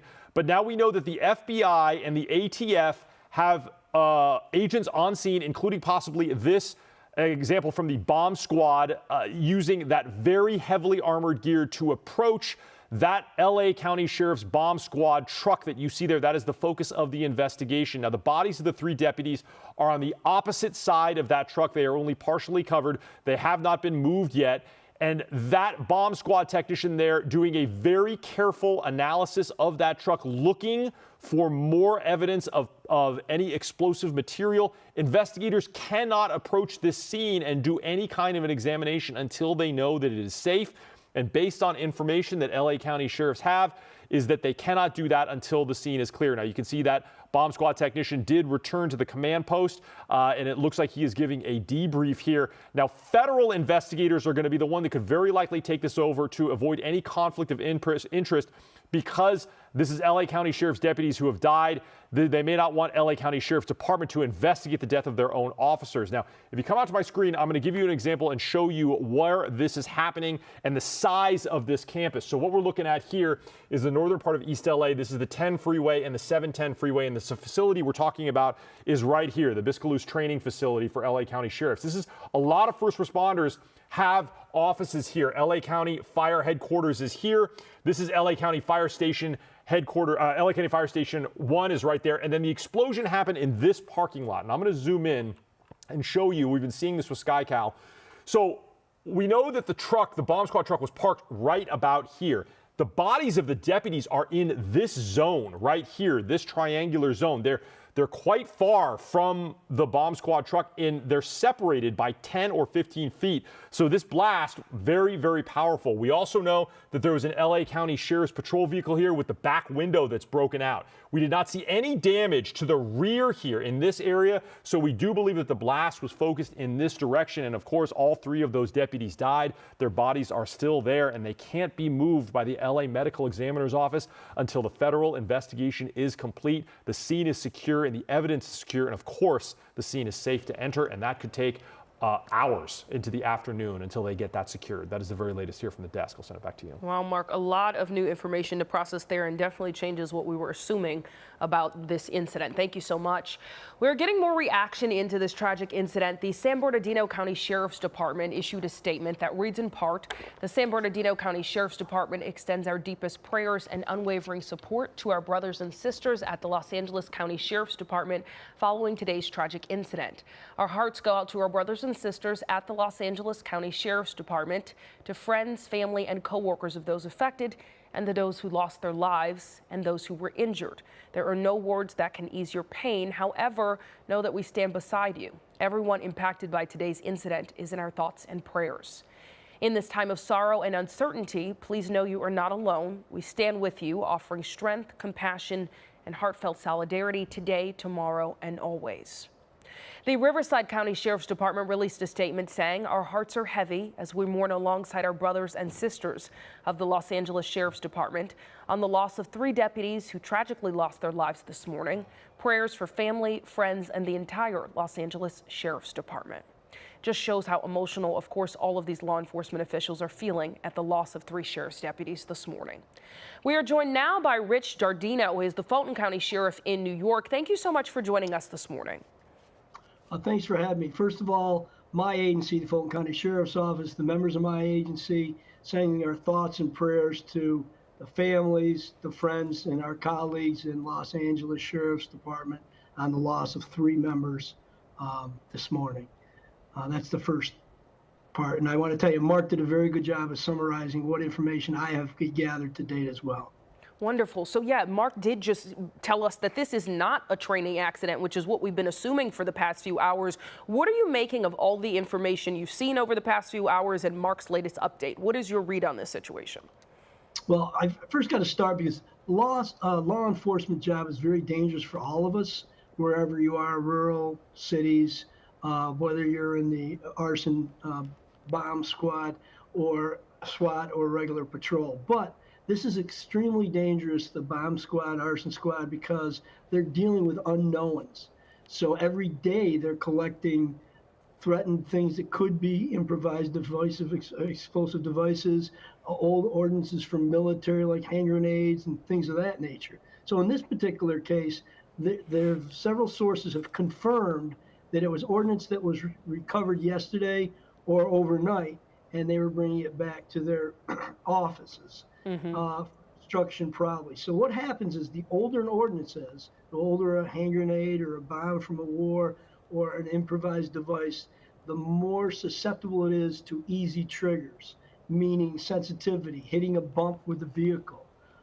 So this truly is a tragedy. All the agencies are involved because when something like this happens, especially multiple deaths at one time of law enforcement, we treat it like a homicide and we work backwards. And the reason we do that is we don't want to treat it as something as a training accident for suggesting it's a training accident until we know for sure what it is. But we want to treat it like we would be a crime scene. That's why, unfortunately, they're at the scene until the law enforcement's done with their investigation at the scene. And it sounds like it was a routine, and again, nothing's routine, but it sounds like it was routine recovery of ordinances, and they were getting ready to review those. And again, it's hard to second guess what's going on without more information. I think a 3 p.m. press conference your time will tell us a lot. I do think that having multiple agencies work together, you have all those resources gathered, and wherever this device came from, within 24 hours, they're going to have a pretty good reading on whether it was just an old ordinance that had been left around or whether it was something that was built to injure the public or law enforcement. We'll know the design. But this incident itself seems, from what we know so far, to have been an accidental explosion of the ordinance, which can happen in a variety of ways. Yeah, you keep stressing that this was routine. Of course, them handling explosive material, possibly explosive material. What could have possibly gone wrong here then? Well, like I say, a lot of it's going to depend on the age of the ordinance, and a lot's going to depend on the triggers. Unfortunately, we're a society that watches movies and television, and it's not like that. There's not in most devices, there's not a clock or you cut the wrong wire and something's going to happen. And usually, depending on the size of it, the bomb squads are trained to put them into containers that if they do discharge, they're not going to be able to hurt other individuals or others. And so this leads me to believe that there was some powerful material inside of that. So when it did explode, it did a lot of damage. And again, the only thing I can really tell you about it is that the older the device, the easier it is to self-trigger. And then it hits an age where nothing, even if it goes off, it won't do any damage. But right now, until we get more at this press conference, I want to be cautious to what I say because I don't want to speak out of ignorance. I can just tell you the scenario is that, and it sounds realistic, that they picked up the ordinance overnight or yesterday. They go out routinely, and they brought it back to the station, and we're getting ready to remove it from the vehicle, it sounds like. Absolutely. It's occurred. As you've been saying, we are waiting for that press conference any moment now, but I do appreciate you giving us some context because I think for the general public, we're not as well informed about these things. So talk more. You keep saying ordnance. Is that a potential explosive device? Is that an explosive device? What exactly does that refer to? Well, that's a general term we use for a potentially explosive device. Okay. And you think of it in military terms, ordnance and bombs, rockets, hand grenades, improvised devices. And again, this is a very difficult job. I mean, you have to be sharp every minute and every second that you're working with these items. And these guys and ladies, unfortunately, it sounded like they're 3 males who are deceased. But the individuals who do these jobs are very keen. They're the people you want who are, attention to detail is critical. They try to limit the risk taking. They try to limit the exposure to other items that could trigger it. So we call it ordnance. That's an explosive device or potentially explosive device because we don't always know. We get more across this country. We get more false reports. We stopped a vehicle the other day and it did have a homemade pipe bomb in our county. We're a rural county in upstate New York. So things of that nature show you that it can happen anywhere, and we treat it. You have to treat it like it's hot, and when I say hot, I mean that it's potential to be exploded. And we call in the state police or the bombs or another bomb squad. We're a rural area, so we don't have a bomb squad attached to our agency. So we rely on the state police. They will send somebody. Department of Defense may send a team to look and capture what we have. We usually back off, leave it there till the experts get on scene. So again, I do use the phrase ordnance. That's how we refer to it in general terms. And then within there's a subcategory of hand grenades. Got it. Rich, thank you so much. We appreciate your insight. I'm so sorry to cut you off, but that press conference we have been waiting on, LA County Sheriff Robert Luna is about to speak now, so let's tune into that. He and other officials speaking on this tragedy. Well, good morning to everybody, and I want to thank you for being here, and your patience in waiting for us. We've been very busy, as you can imagine, over the last several hours. I'll be the only one speaking today, and I'll be answering your questions after I speak. But if you look around me, the team that I have, that I'm surrounded by, members of the board, my partner, Jim McDonald from the LAPD, Tony Maroney from LA County Fire, CHP. I could go on, and I'll talk about some of that as we go on. So it is somewhat of a beautiful day today weather-wise, but there's definitely a black cloud hanging over the Los Angeles County Sheriff's Department and our county family. This morning, shortly after 7:30 a.m., an explosion occurred at our Special Enforcement Bureau, arson explosives detail facility located in the 1000 block of Northeastern Avenue in East Los Angeles, which is right behind this hill. Tragically, there were 3 sworn members who were fatally killed that were assigned to our arson explosives detail. No other department members were injured or transported to any hospitals. This is, unfortunately, the largest loss of life for us as the LA County Sheriff's Department since 1857. Between all 3 sworn members, they had served our community proudly for 74 years, and that's amongst all 3 of them collectively.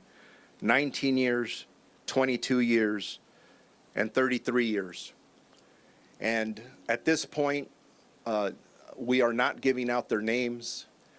One of the reasons it took me a while to get out here, one of my priorities is the families of our deputies.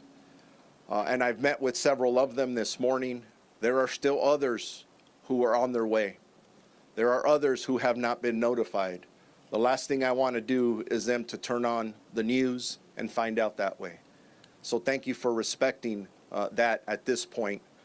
My second priority were our employees. Our employees are hurting right now.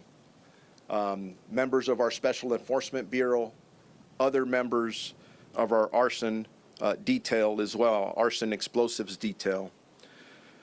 In regards to the details of what happened, I'm going to give you what I have right now. There's a lot more that we don't know than what we do know. But our intent is to look at this from the very beginning and figure out what is it exactly that caused this tragic event.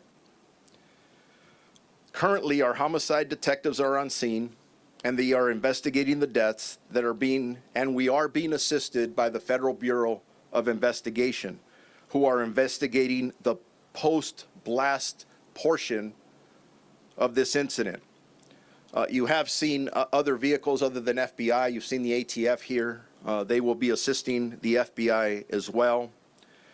I am very grateful to the bomb squad of the Los Angeles Police Department, and I mentioned Chief Jim McDonald standing behind me here. They immediately came out to assist after this explosion occurred to render the devices safe. And just so all of you know, they were just rendered safe within the last minutes, right before we walked out here. So it was still an active scene. It wasn't stable, and definitely a very active scene as we go forward. At this time, we do not know the cause of the explosion. However, the civic area has been closed off due to the ongoing investigation. We believe there is no threat to this community. Actually, I could tell you there is no threat to this community. This is an isolated incident. And again, no threats. We have road closures, Eastern Boulevard between Blatchard Street and Lotta Drive. And again, I do want to thank all of our local partners, our local elected officials that are here to help us get through this very difficult time. We have our Psychological Services Bureau personnel on scene that are assisting our employees at this moment, along with peer counseling and chaplain services. And as I said earlier, I have met with 2 of the 3 families thus far. And as you can imagine, those were extremely challenging conversations. So anyways, ready for questions.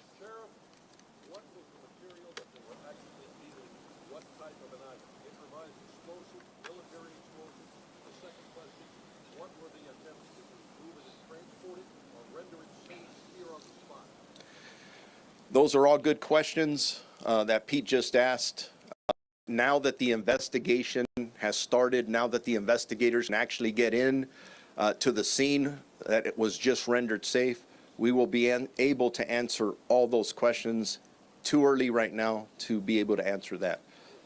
Were there other military style or military grade explosives nearby that were rendered safe by the LA police?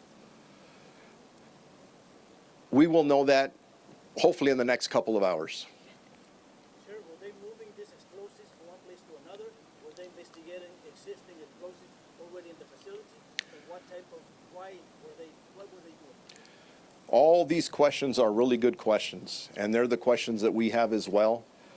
The investigation is just about to get started on all this, and these are all the questions that we're going to want answers to, and we'll get them. But simply, right now, I wanted to get out here. I know all of you have been waiting for a while. I'm giving you the information I have, and we're not there yet.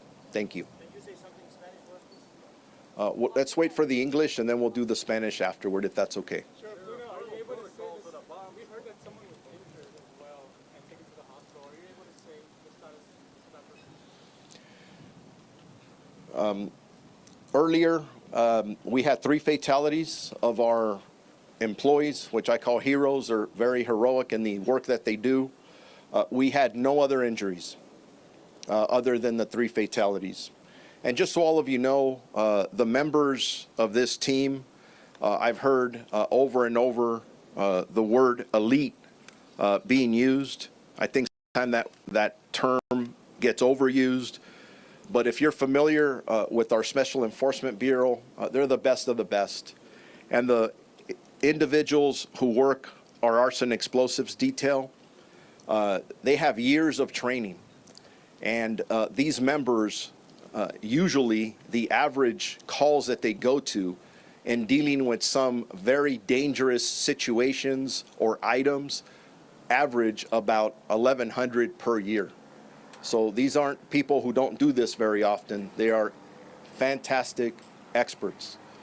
And unfortunately, I lost 3 of them today.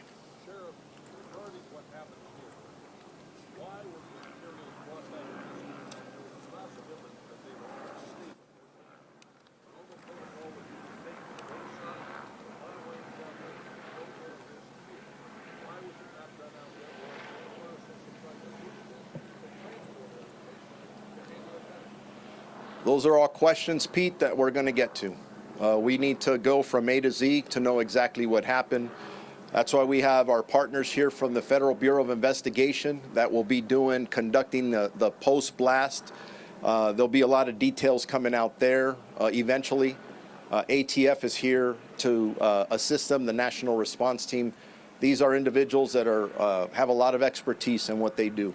And again, all the questions being asked, very good questions. But if I waited to get the answers to those, I'd be here probably in 2 days. And I'm just trying to get out here in front of all of you.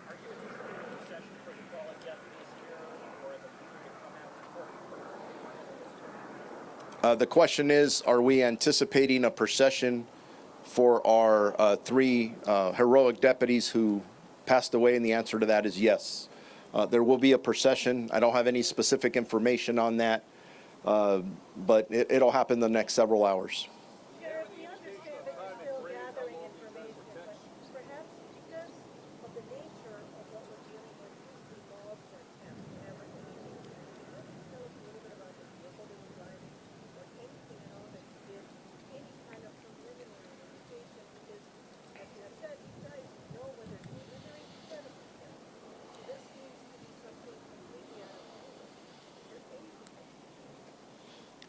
I don't have the answers to those questions yet. And again, getting out here, trying to be out here at this time to inform all of you, our community, to know what we know at this time was very important. Again, all of you are amazing. You're asking very important questions, and we're going to get the answers, I think, to, if not everything, to most of them, but we just simply don't have that information at this time.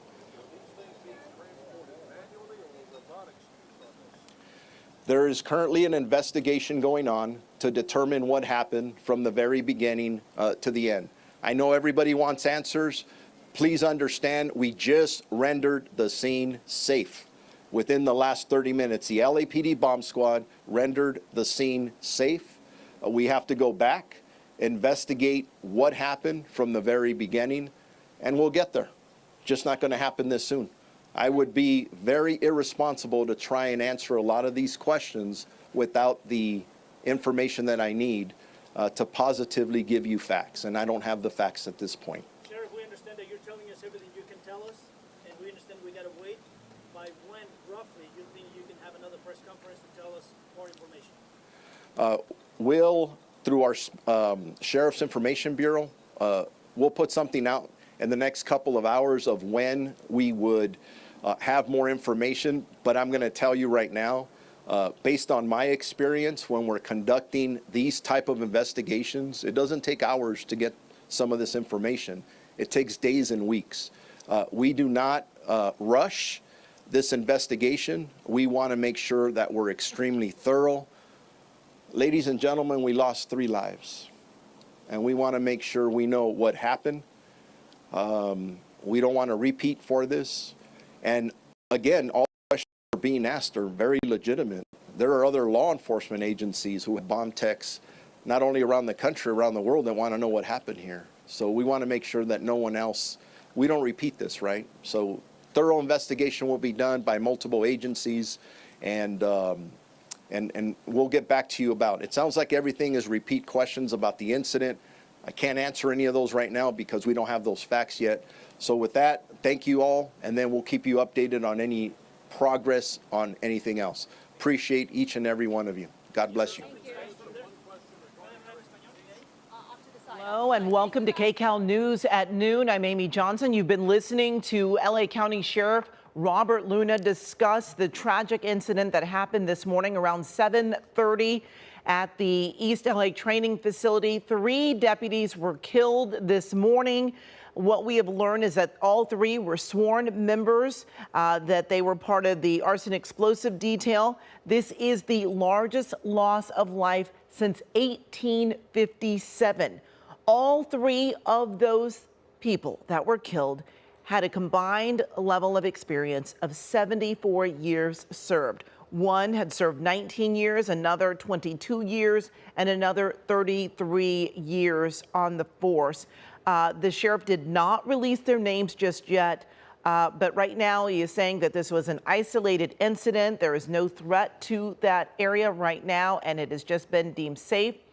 Our Rick Montanez has been covering this story all morning, and he is standing by now with more. Morning's tragic incident. Rick. Amy, we just learned quite a bit of information. We also learned that there is still a lot of information that the Sheriff's Department, that investigators are trying to sort through. We are still seeing more law enforcement arrive here to this Sheriff's Office facility. We're across the street from where that news conference was happening, where the sheriff was speaking. He was surrounded by LA County Supervisors Hilda Solis, Catherine Barger, LAPD Chief Jim McDonnell, and several other local leaders who were here in support. And significantly, him pointing out that this is the largest loss of life, as Amy just mentioned, in decades. And so it is difficult to really understand. Up the street from us is where that facility is.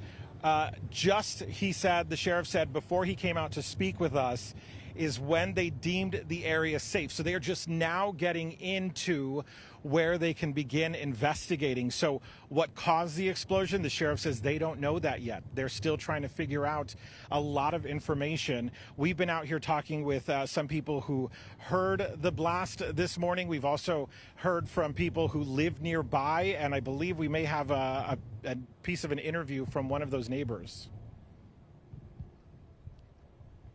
I'm so sad about them because they're all my neighbors and they're like a very good guys. And the other way, like, I don't know what they're doing over there. Like, it's worried me for my property. No, I feel so sad for them, but yeah, worry me too because I don't know what they're doing over there. It's like, yeah, I live next to them. It's like, yeah, it's too many things happen in this city and right now this one. But yeah, the more important thing is those guys over there.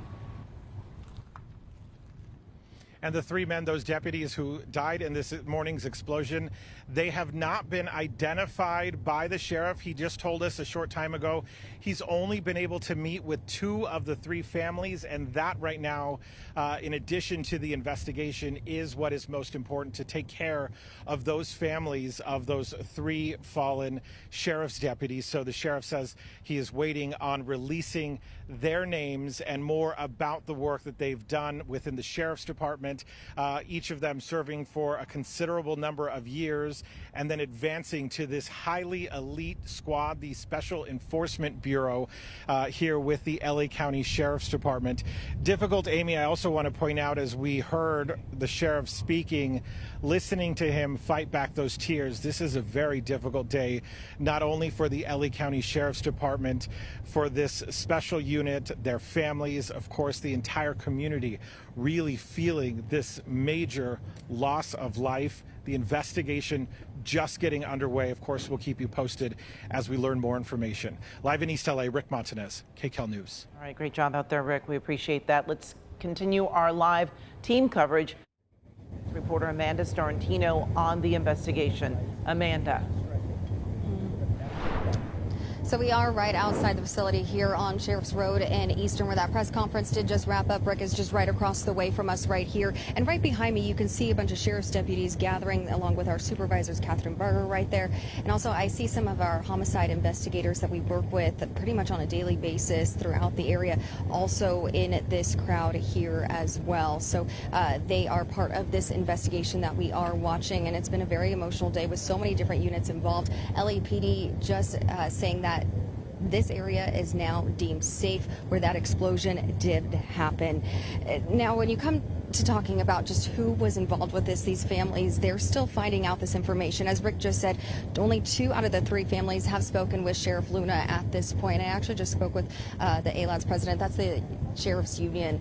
He is working on talking with those families. He's working on coming out here to discuss some of those conversations with us as well. But a very heavy day here. But what we've been seeing coming into the facility here is the different investigators that will be involved in this. We're going to have different agencies, so it's not just going to be LASD over here. We also have, as you heard, LAPD was here. The fire department was also here. Their county headquarter facility is right down the street, so they were able to respond very quickly because they also have a station right here as well. And then we've seen the FBI FBI also coming in. So Sheriff Luna just said that the FBI is handling the post-explosion part of this investigation, and they are being assisted by the ATF. So we are watching those units still come in here. The area, again, just deemed safe.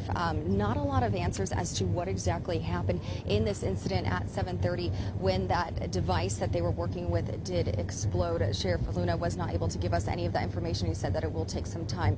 Regarding those bodies that are still there, obviously a very, very, very sensitive scene still on the property.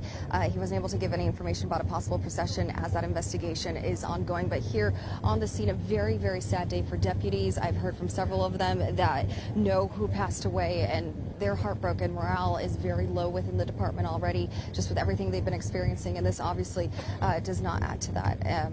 It's a heartbreaking situation, and you can definitely see that with the department right here. We're going to go over and speak with Supervisor Catherine Barger, and then I'll get back to you guys. Amanda, thank you for that, and we'll be checking back in with her a little later. We see that they are, Amanda and the other journalists now going to get that interview now with Catherine Barger. So we will check back in with her in just a moment. They're hurting. This is embarrassing. Let's now go to our Jasmine Veal. She is continuing our team coverage of today's deadly explosion. She spoke with a neighbor who lives nearby. Jasmine, this blast was felt quite a distance.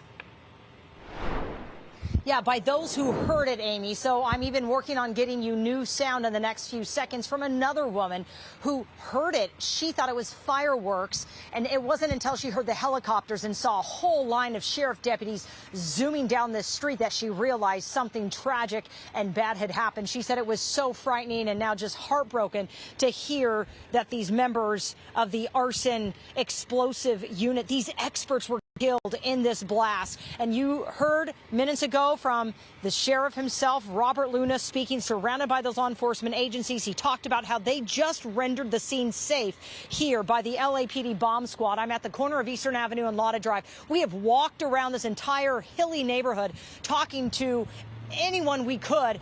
And surprisingly, even though those neighbors who did hear this massive blast, one man describing it like an earthquake, a lot of them said they didn't hear it at all. Maybe it was muffled. It didn't wake them up. They're used to hearing fireworks here. They're familiar with the training facility, that there's a shooting range there. But, I guess you just had to be alert and aware enough that this had happened and to hear this explosive blast that, happened really just down the street from where they all live.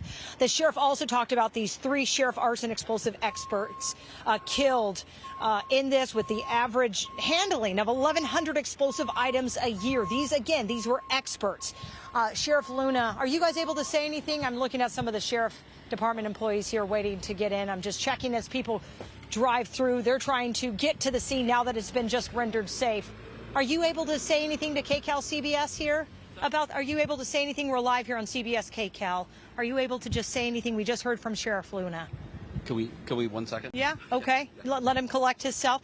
Hoping to speak to someone with the Sheriff's Department in just a second here. But again, Sheriff Luna saying that he spoke to 2 of the families of these arson explosive experts. That's why it took him so long to get out here to address the media to talk about what happened. But again, not giving much details onto where these explosives might have come from. Were they bringing them in from somewhere else? What these kind of materials were that they were handling.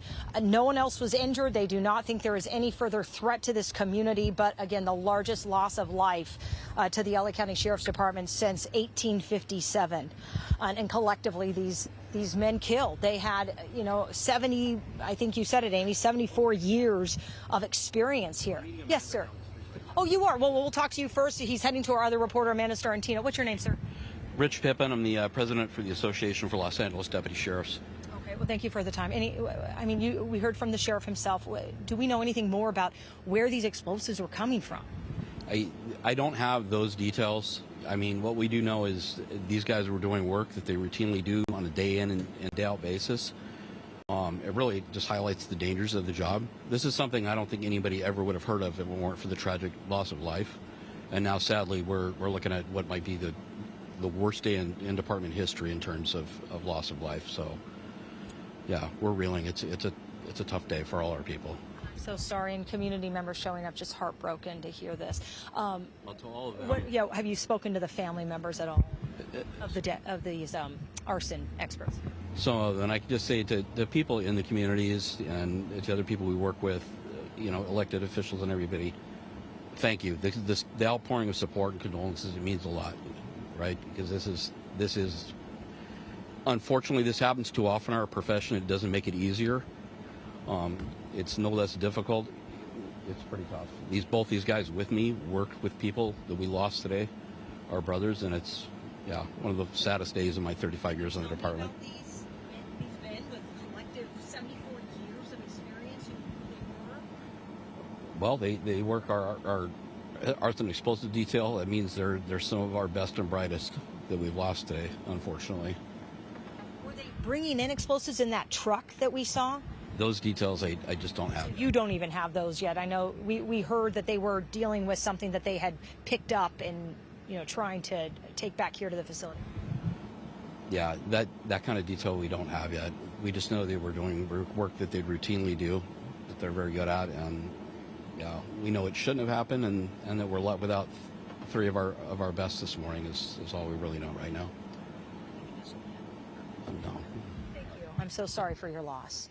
I want to get to some neighbors' reaction. One woman, I think we have her describing what she heard this morning. Take a listen.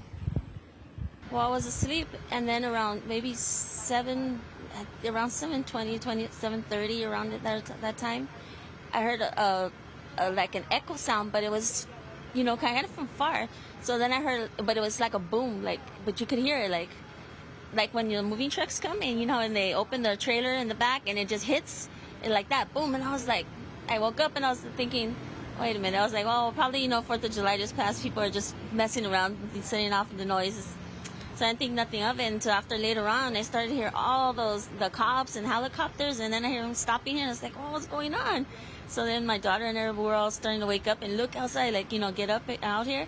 And then we heard about that there was an accident, an explosion out here. So we're thinking, oh man, well, if it was an accident, what if something else could possibly go off, by accident, or that they don't know that they have up there?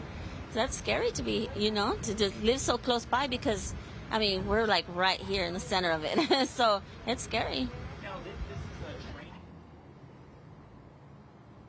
It is scary, and the FBI, ATF, helping the LA County Sheriff's Department investigate this, a tragedy that has left this community, this county, reeling. Live here in East LA, Jasmine, VO KCAL News. All right, Jasmine, great work out there. Thank you. And of course, we will continue our coverage of this morning's tragedy after the break. Assignment Manager Mark Liu will share what he has uncovered at the desk. Stay with us.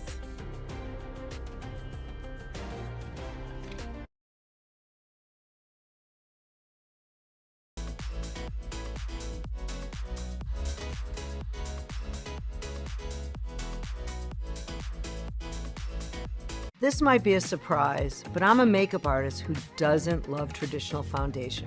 I've always been known for a clean, natural look that makes you look like you, but better. That's why I created What the Foundation. It's a game-changing hybrid formula that has light coverage, so you'll barely notice you have anything on. It's ultra moisturizing and melts seamlessly into your skin. This is exactly what I think a foundation should be. Learn more at jonesroadbeauty.com. Want $1,000 weight loss medication for $50? It all starts with Rose Free Insurance Check. Just upload your insurance card to see if you have coverage. Then relax. We fight for you so you can get the lowest price possible. Did we mention it was free to check? Over 100,000 people have qualified for a $50 copay through Roe. Are you next? Start with your free insurance check at roe.co/begin. I love a good beer, specifically yours. In fact, me and my closest 200,000 drinking buddies can smell it from a mile off. Except now there's this Orkin Pro telling us it's last call at the Taylor House. Well, I'm smart enough to know when the party's over. I'll fight you. Okay, go home, Larry. Orkin, the best in pests. You can see the backup already building here. One thing I really love about KCAL is that we have cameras everywhere. We want to show you a visual of what is happening, and I'm here to help.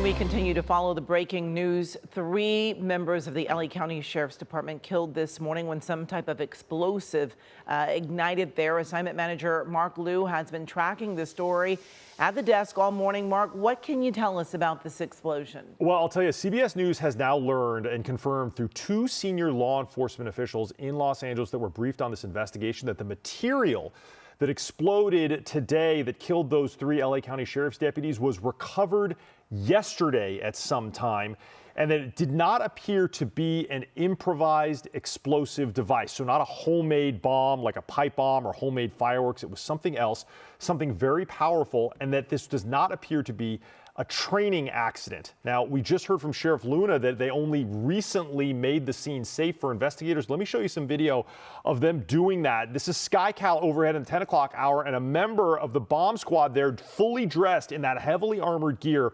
approaching that LA County Sheriff's bomb squad truck at this training facility, the Biscaluz training facility in the East LA area.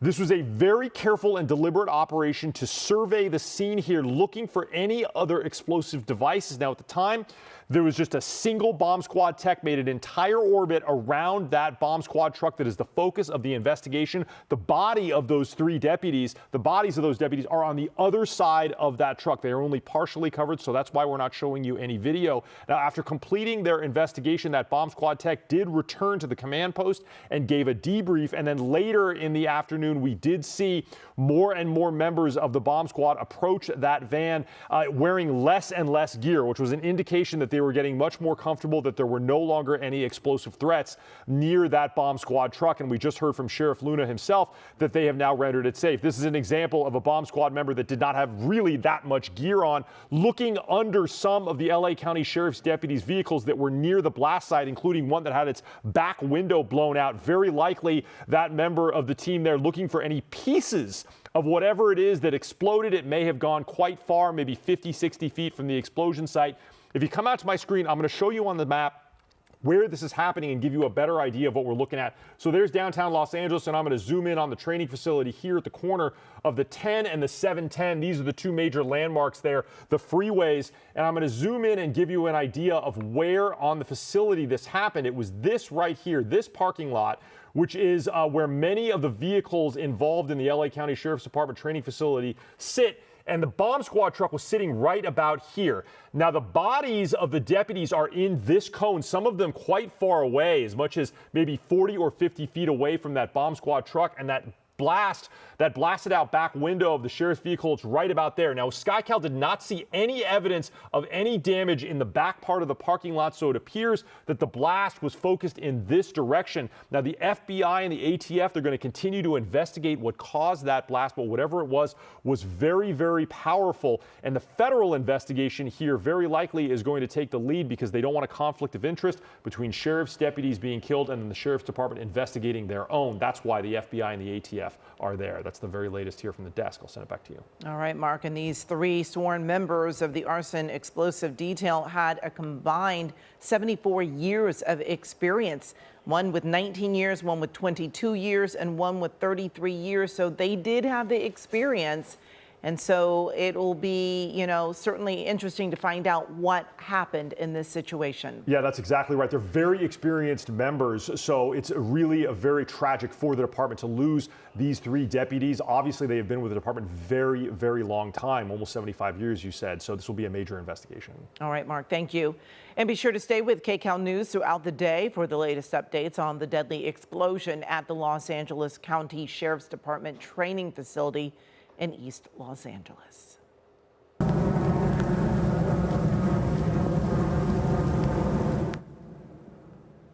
Well, it was a rainy and muggy morning in parts of Southern California. This is video from Corona del Mar from about 8 o'clock this morning. You could see light rain falling there. KCAL News meteorologist Paul Diano joining us now with your next weather forecast. Paul. Amy, we have ourselves new thunderstorms bubbling up. We have more than 150 lightning strikes overnight and early this morning in the Inland Empire in Orange County. That's gone. But we have new thunderstorms bubbling up now over both the San Bernardinos and the San Gabriels. So we're going to zoom in and show you what's happening in and around Big Bear. We've had about a dozen lightning strikes over the past hour. New thunderstorms developing. They're moving from east to west, basically moving along the spine of the mountains themselves. And so much rain has fallen in a short amount of time. This whole area shaded in blue, basically from Running Springs all the way along the 18 to Big Bear. Under flash flood warning until 2 o'clock. We've seen already a half of an inch of rain in a couple spots, and more rain obviously is coming. In the San Gabriels, if you're watching us in Arcadia or Pasadena, you look up toward the mountains, it's getting dark up there. There's a good vertical build to the cloud cover. New showers and soon-to-be thunderstorms are developing in this spot to the west of Wrightwood and just to the north of Arcadia. As of now, they're staying in the mountains, but any thunderstorm that develops there, we have to look to see if they move toward the Antelope Valley or if they come back toward the 210 corridor in inland Los Angeles County. All of that said, at coastal LA County, you would have no idea what's going on in the mountains because it is a beautiful, sunny, mild day in Santa Monica. But we take you up to the San Bernardinos, and just off stage right, we are seeing the thunderstorms develop, and you can see the vertical build to the clouds from Blue Ridge Mountain. Visible satellite snapshot. There's the thunderstorms. New thunderstorms likely developing over the San Gabriels, and I'm watching the direction that the clouds are moving. They likely will build toward you in Victorville, so heads up Lake Los Angeles and Victorville, the eastern half of the Antelope Valley. I think some of that thunderstorm or rain activity may be heading toward you. With lots of sunshine around Los Angeles at 77, Simi Valley 78, Santa Clarita 93. But over toward Big Bear, it is a rain-cooled 66, and it's 76 in Santa Ana. You had some rain this morning. So why the rain chance? First time this month. We went 0 for 17, and now on July 18th, we're getting rain. Why? Tropical moisture. That's pretty much the only way we're going to get rainfall this time of year. We have a low-pressure area off the coast of Baja California. That is bringing up some humid and unstable air. You're likely noticing the stickiness increasing out there.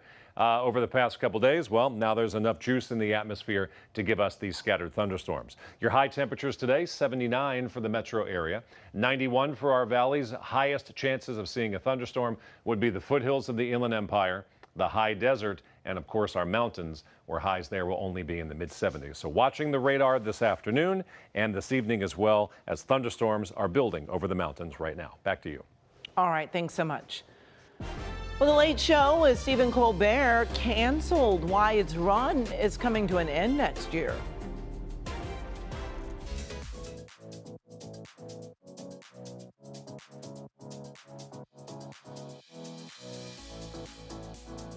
Hey, it's Ryan Reynolds here from Mint Mobile. Now, I was looking for fun ways to tell you that Mint's offer of unlimited premium wireless for $15 a month is back. So I thought it would be fun if we made these $15 bills. You know, it's green, Mint saves you money, maybe my face is on it, maybe the back of my head as well. But it turns out that's very illegal. So there goes my big idea for the commercial here, and now I have a lot of counterfeit money to burn.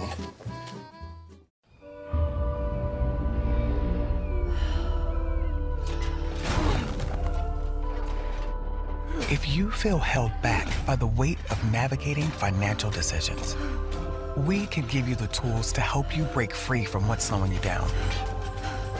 Credit Karma gives you personalized guidance to improve your credit, savings, taxes, and more. So you can find your way to money. Intuit Credit Karma. Karma you can count on. There's plenty of ways to play at Morongo.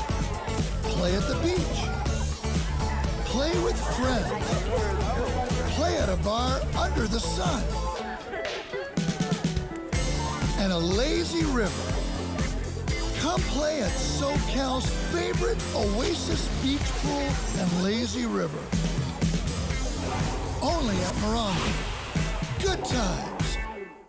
I'm John Morgan of Morgan & Morgan.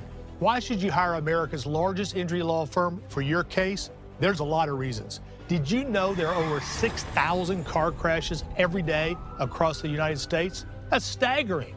Many will have no idea what to do next. We've recovered over $25 billion for our injured clients. We know exactly what to do. Injured in a car accident? We became the largest injury law firm in the world for a reason. There's only one Morgan & Morgan.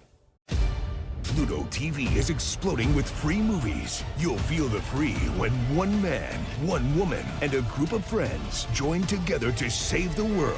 Get in, loser. We're going shopping. Summer of Cinema, totally free on Pluto TV.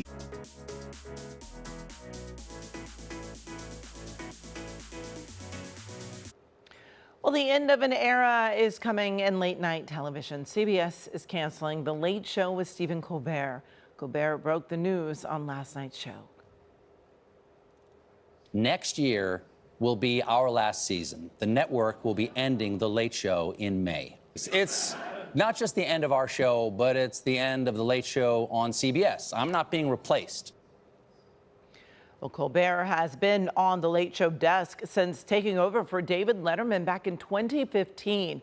He's been a longtime critic of President Trump and was recently critical of Paramount's decision to settle a lawsuit with the president that Paramount maintains was without merit. California Senator Adam Schiff was a guest on last night's Late Show, and he posted this message to social media afterward. Just finished taping with Stephen Colbert, who announced his show was canceled. If Paramount and CBS ended The Late Show for political reasons, the public deserves to know and deserves better. The heads of Paramount say the decision is only about money. They released a joint statement that reads in part, "This is purely a financial decision against a challenging backdrop in late night. It is not related in any way to the show's performance, content, or other matters happening at Paramount." The statement went on to say CBS considers Colbert, quote, irreplaceable, and the network will retire the Late Show franchise after Colbert's last show next May. KCAL and CBS 2 are both CBS stations that are owned by Paramount. Coming up next, LA County Sheriff Robert Luna gave us an update on this morning's tragedy. We're going to hear from him next.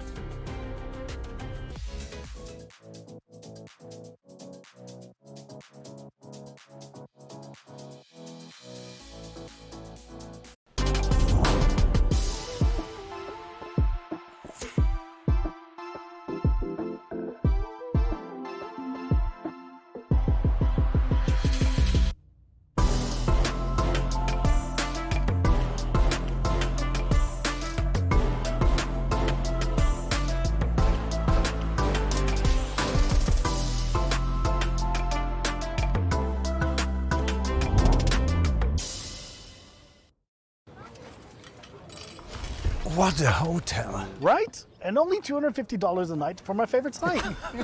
What? You didn't check Trivago. I got mine for $155. You have to check Trivago. Oh yeah? Prove it. On Trivago, you can compare hotel prices from multiple different sites. Even your favorite one. Look, same hotel, $100 less. You didn't check Trivago. I didn't check Trivago. Check Trivago to compare prices and save up to 40%. Hotel? Trivago. Toyota is always ready for adventure, and Rodeo X Rigs takes that to the next level. Rodeo X Rigs is an off-road and overland community event designed to bring communities together for different nonprofit organizations. I have a 2020 Toyota Tacoma TRD Off-Road 4x4. I take it to Big Bear, Arizona, Utah, and of course right here at Rodeo X Rigs. So I recently installed an ARB compressor which locks the front diff. It really helps enhance my off-road experience. TRD is out here showing off some of our suspension components, which are actually manufactured right here in Southern California. Join in on the adventure and check out Toyota events all year long. Let's go! Let's go places, driven by your Southern California Toyota dealers. We make it easy. What I love about my Corolla is the mileage I get is so fantastic. It's great for those long distances. Now lease a fuel-efficient new Corolla for just $229 a month. We make it easy. Toyota, let's go places. There's an old Spanish proverb, viaja con internet, which mostly means one who takes the internet on vacation can arrange alternative accommodation. There's a small man in our bed. Hello. Pack the internet with an eSIM from Aerolo. At a training facility in East LA, Sheriff Robert Luna speaking within the hour. Let's listen.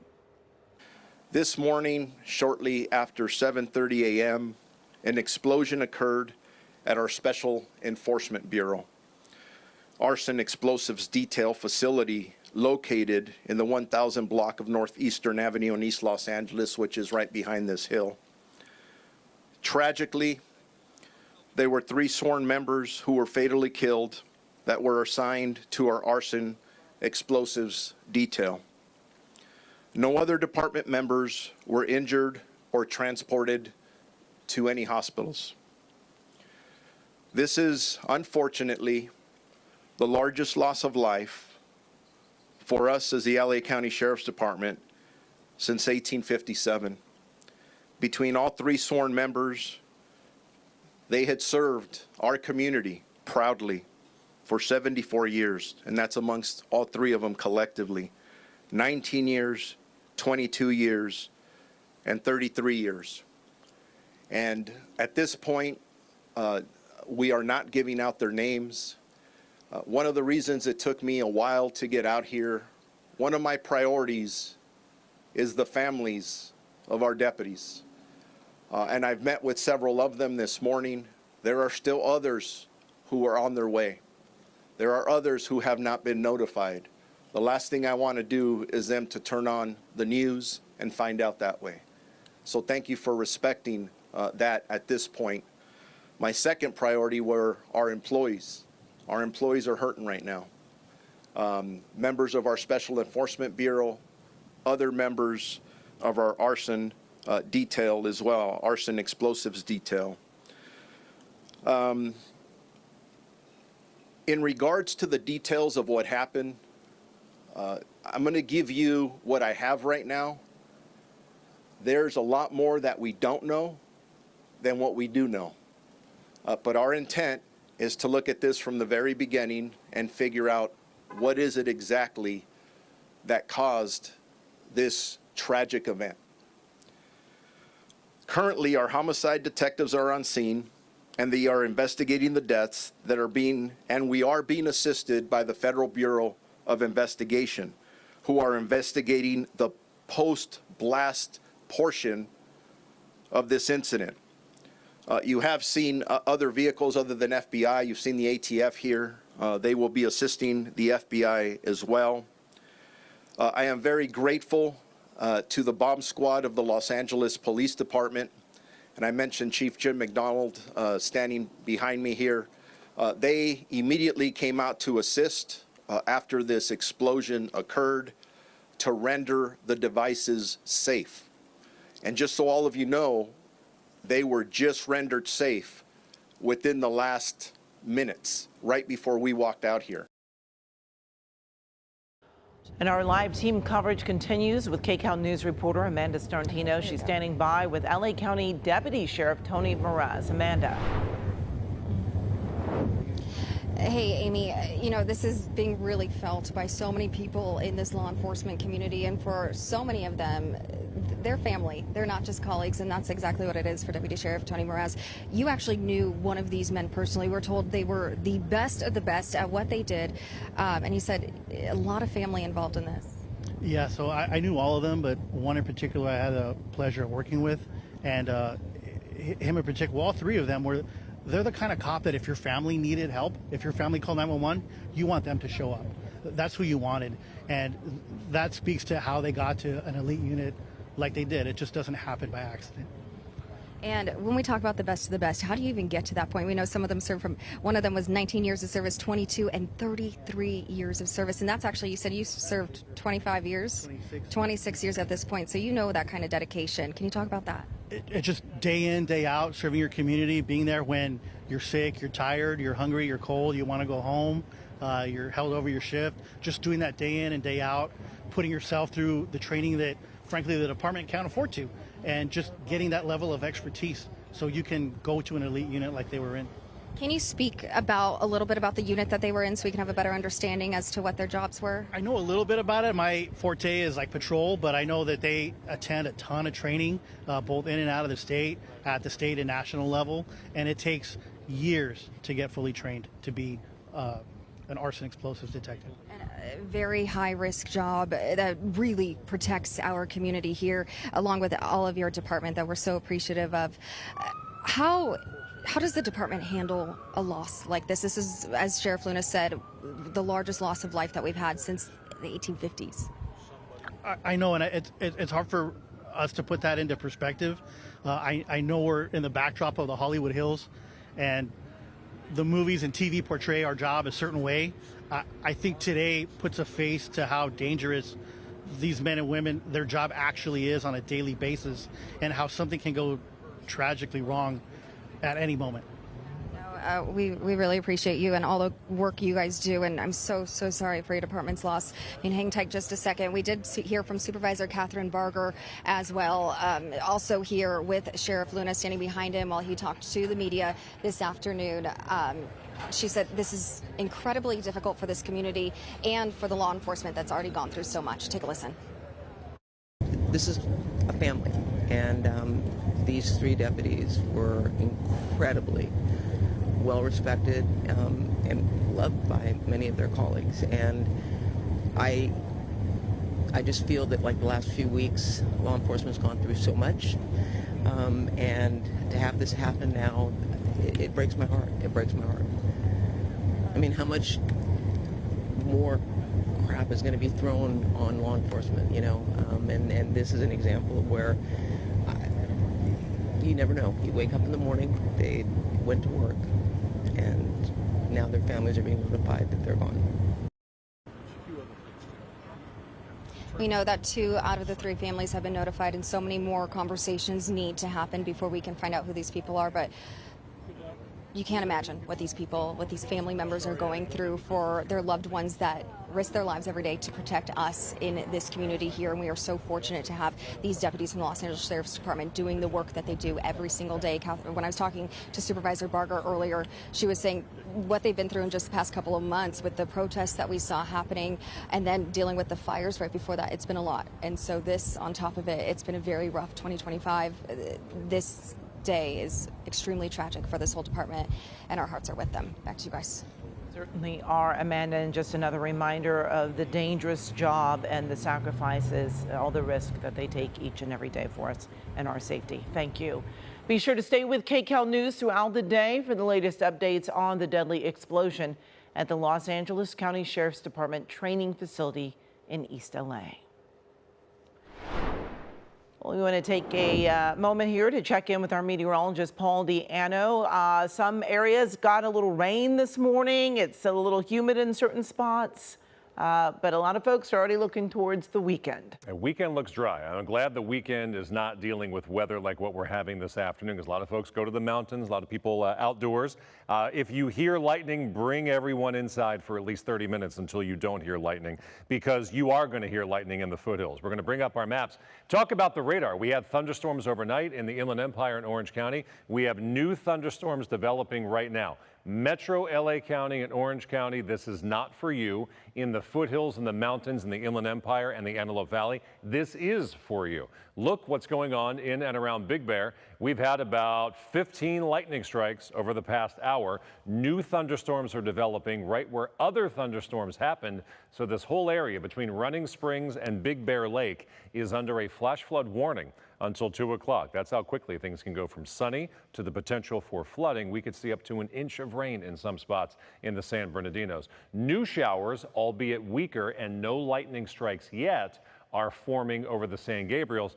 Look at the direction they're moving, though. They're trailing down to the south and west. So heads up Arcadia, heads up Glendale, heads up La Cañada, Flint Ridge. Some of this rain, maybe even a couple showers, could impact you. And I know so many kids are at camp and probably planning outdoor activities for Friday afternoon, or you're thinking of a Friday evening barbecue. If you hear lightning, or if you see lightning or hear thunder, bring everyone inside for safety's sake. Here's the view of Blue Ridge Mountain, which is showing the cloud cover. Now the beach, LA County, Orange County, it is beautiful and sunny there. No rain is expected for you.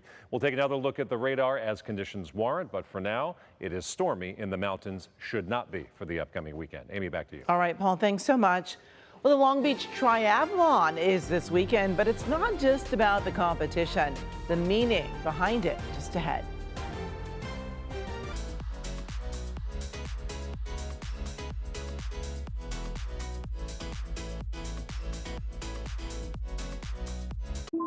brushing besties, yet another toothpaste that does not whiten. Girl, this one works. Dr. Torres? Reality checkup. Guys, you need to try Crest 3D White Deep Stain Remover. Basic toothpaste stops at the top. Crest goes deeper to dissolve the bonds that hold stains to teeth, lifting them away. For whiter teeth in one day. Obsessed. Crest. I avoided the mirror. I felt alone for a long time. I remember going home and praying for it to go away, not thinking it was something wrong with me. I go into a lot of things thinking it's not going to work, and I thought muesli would be the same thing, but it actually worked. More than 700,000 patients have regained their confidence with Muesli's prescription treatments. When you're hopeless and then you find other women who are in the same boat as you suddenly feel okay. We're gonna get out of it together. That's what Muesli did for me. There it is. You know, with Ibotta, you can get cash back on that. Ah! Go on, try it. It's fun. Gee, I wonder what else you can get cash back on. Can we get cash back on that? You know it. And that. Ooh, and that. And all this too. And that. And that. And that. Ibotta. Cash back every time you shop. Download the free app today. Picture this. It's 102 in the shade, and you're closer to the sun than anyone. But it's cool, because you're cool. You're geared up in true work. High-performance workwear engineered for skilled pros who demand the best. Light, airy, flexible, and strong. This is technical gear that sets you apart, so you can show them what you're really capable of. When the temperature and the stakes are rising, True Work helps you be your best when your best matters most. No sweat. You can see the backup already building here. One thing I really love about KCAL is that we have cameras everywhere. We want to show you a visual of what is happening, and I'm here to help.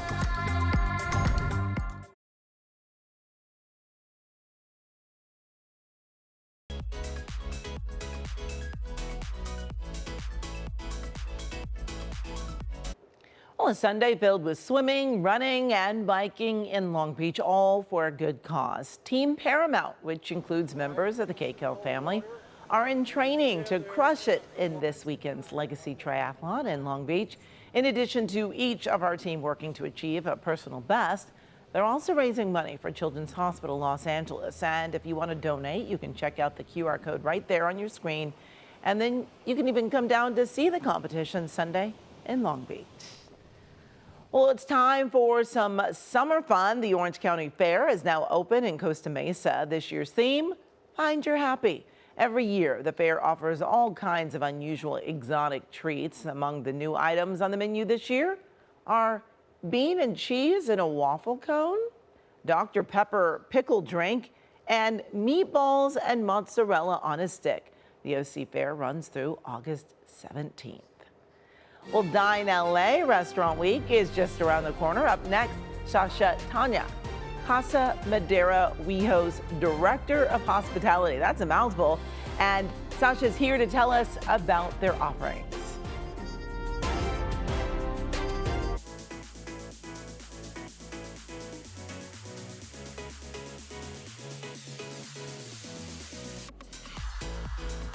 One second, they're a neighbor you like. The next, they're a neighbor you trust. Actually, no problem. One second, you're worrying about your home. And then, thanks to ADT, there's a lot less to worry about. Feel secure enough to let others in with Trusted Neighbor from ADT.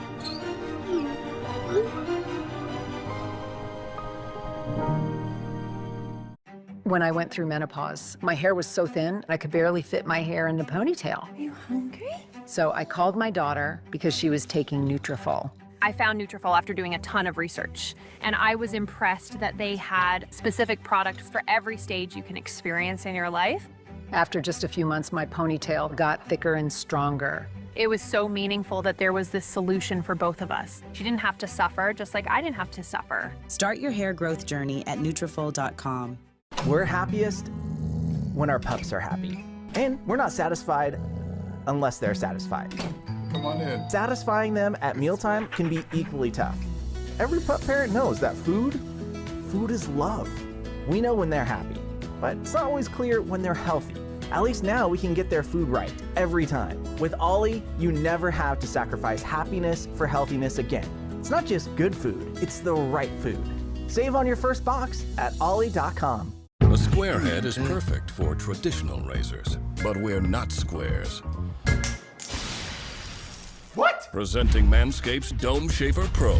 With 5 double-track skin-safe blade heads and Manscaped's Flex Adjust technology, you'll be able to shave your head faster and more efficiently than ever before without the fear of nicks or cuts. So go ahead and enjoy that big, bold beauty. Embrace the spherical essence of your existence. Shop now at manscaped.com.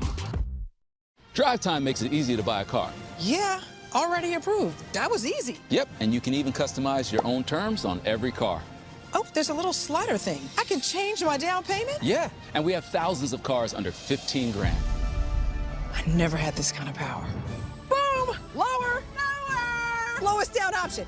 Low monthly payment option. I'm making my own deal on all these cars! Welcome to Car Buying Made Easy. This is a commercial. Go get your real deal at drivetime.com.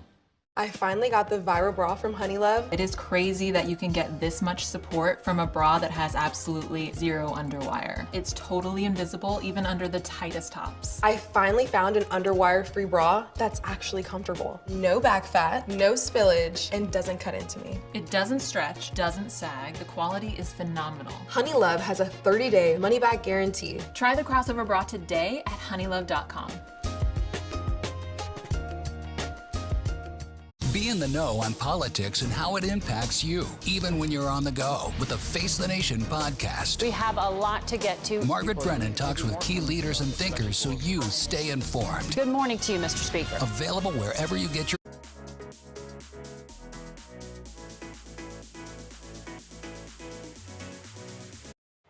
Well, if you're a foodie, then you probably look very forward to this every year. We are talking about Dine LA. It begins a week from today. We are talking about hundreds of restaurants that take part in this. And joining me now is Sasha Tana.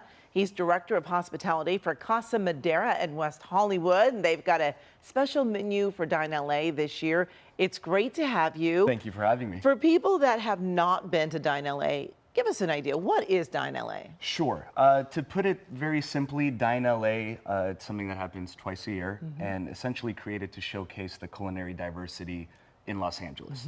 And hundreds of restaurants participate in it, and it typically is restaurants making set menus with their featured items, and guests can go in it and enjoy the experience. Yeah. And what draws your restaurant there?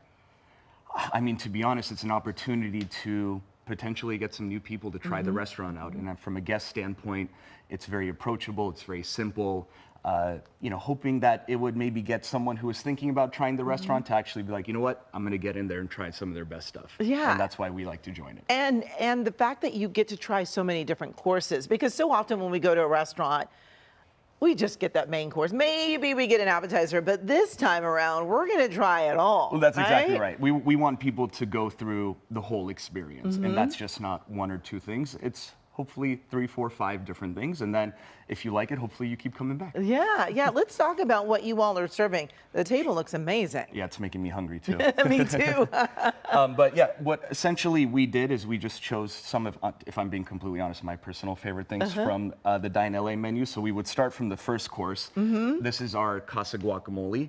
And what makes this one relatively unique, I say, is we whip our guacamole. So it's a very, very smooth consistency. Yeah. And some tahini dusted mangoes and pineapples on top, which is very good with some homemade plantain chips. Yeah, I like that idea with the plantains instead of just typical. Right, people love that. Yeah. People love that, and we love it. It's just something relatively unique that I guess I've been seeing a lot of people do now, but it's a sort of healthier alternative. Yeah, I like that. And then you've got the ceviche here? Indeed. So this is our ceviche that includes shrimp, yellowtail, and striped bass with a passion fruit leche de tigre, if you don't mind me just kind of pouring that right here to finish it off. And what is this? This is passion fruit leche de tigre. And leche de tigre is a traditionally Peruvian marinade made with citruses, and we just like to add a little bit of passion fruit in there and gives it a nice fruitiness. It is beautiful. Yes, that's one of my favorites. Yeah, and then what about this? And then, yes, moving to the Yucatan salad with our chili shallot vinaigrette. Very fragrant, very light, very crispy. It kind of nails all those things you want in a salad right there. So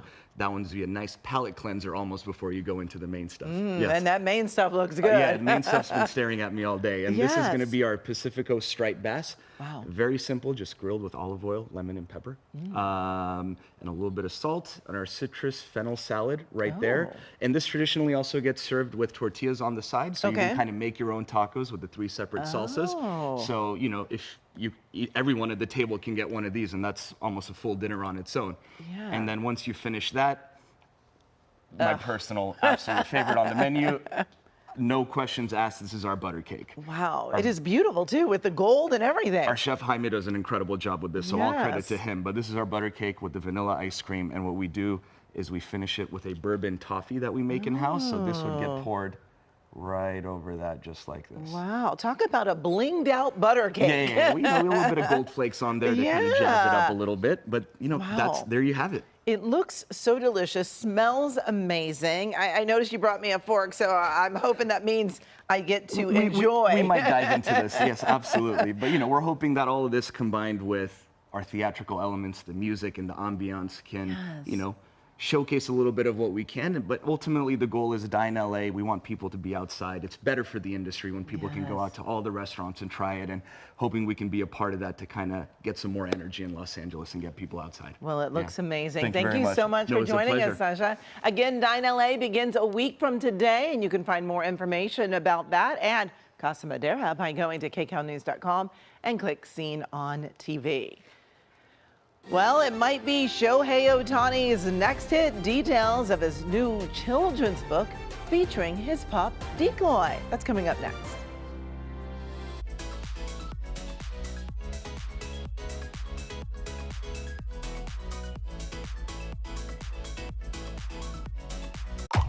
Want the fastest working GLP-1? For half the price, Ro now offers FDA-approved weight loss injections cheaper, so you can see weight loss results faster. Lose 20% of your weight with the formula from Eli Lilly that hits not 1, but 2 hormones to work harder. Weight loss faster, confidence higher, price cheaper. See if you qualify at ro.co/TV. OMG, they must think we're so dumb that we'll just fly into that bug zapper and die. Lol, I die. And now this Orkin Pro? Ew. Ew. Let's go, besties. Who was that? Smells like Ashley. Sad. R.I.P. girl. Orkin, the best in pests. This is not lipstick. You need this Wonder Skin lip stain. Look at this color. Wow, it's so vibrant. That is actually so pretty. I basically start with lining my lips and then I fill them in. I'm impressed with the result every single time. You just wait 30 seconds and you're just gonna wipe it off. It gives you this whole look that lasts all day long without any transfer. Go to wonderskin.com/free to get a free all-day lip stain when you buy 2. So you going out? Yeah, I'm going out with Sarah. Sarah? I've told you this already. Okay, all right, okay. Watch this. Hey, guess what came in the mail today? My Blue Chew prescription. No way. Yeah, but you gotta hang out with Sarah. I guess I can see her another night, right? That's not so bad. I told you.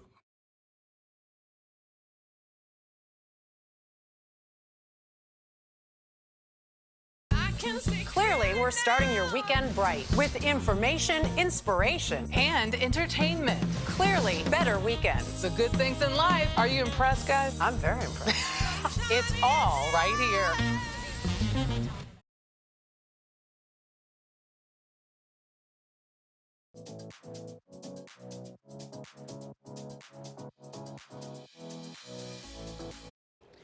Well, Shohei Ohtani is unleashing his imagination in a new children's book starring none other than his furry sidekick, Decoy. The book is titled Decoy Saves Opening Day, and it's centered around the pup as he prepares to throw out the first pitch on opening day, but forgets his lucky baseball at home. Pre-orders of the book are available right now, and the book will hit store shelves in February. Proceeds from the book will help support animal rescue nonprofits. Well, you know, KCAL Cares is teaming up with the Boys and Girls Club of Metro Los Angeles for a school supply drive. The club serve more than 1,000 children, and they need notebooks, book bags, pens, and all the other supplies that kids need to go back to school. Here's the QR code. If you'd like to shop or contribute, you'll find the wish list for the Boys and Girls Clubs of Metro LA, or you can go to kcalnews.com/KCALCares. And KCAL News wants to connect with you and learn about the challenges facing your community. Please join Jamie Yukas, Jim Hill, and our team next Wednesday morning, July 23rd. We'll be at Onescape Coffee Company in Koreatown between 7 and 10 a.m. Come share what matters to you and your neighbors, and you can do it over a free cup of coffee. We hope you'll join us. And we want to thank you for watching KCAL News at noon. Remember, the news continues right now streaming on CBS News Los Angeles. We'll see you right back here at 4 o'clock.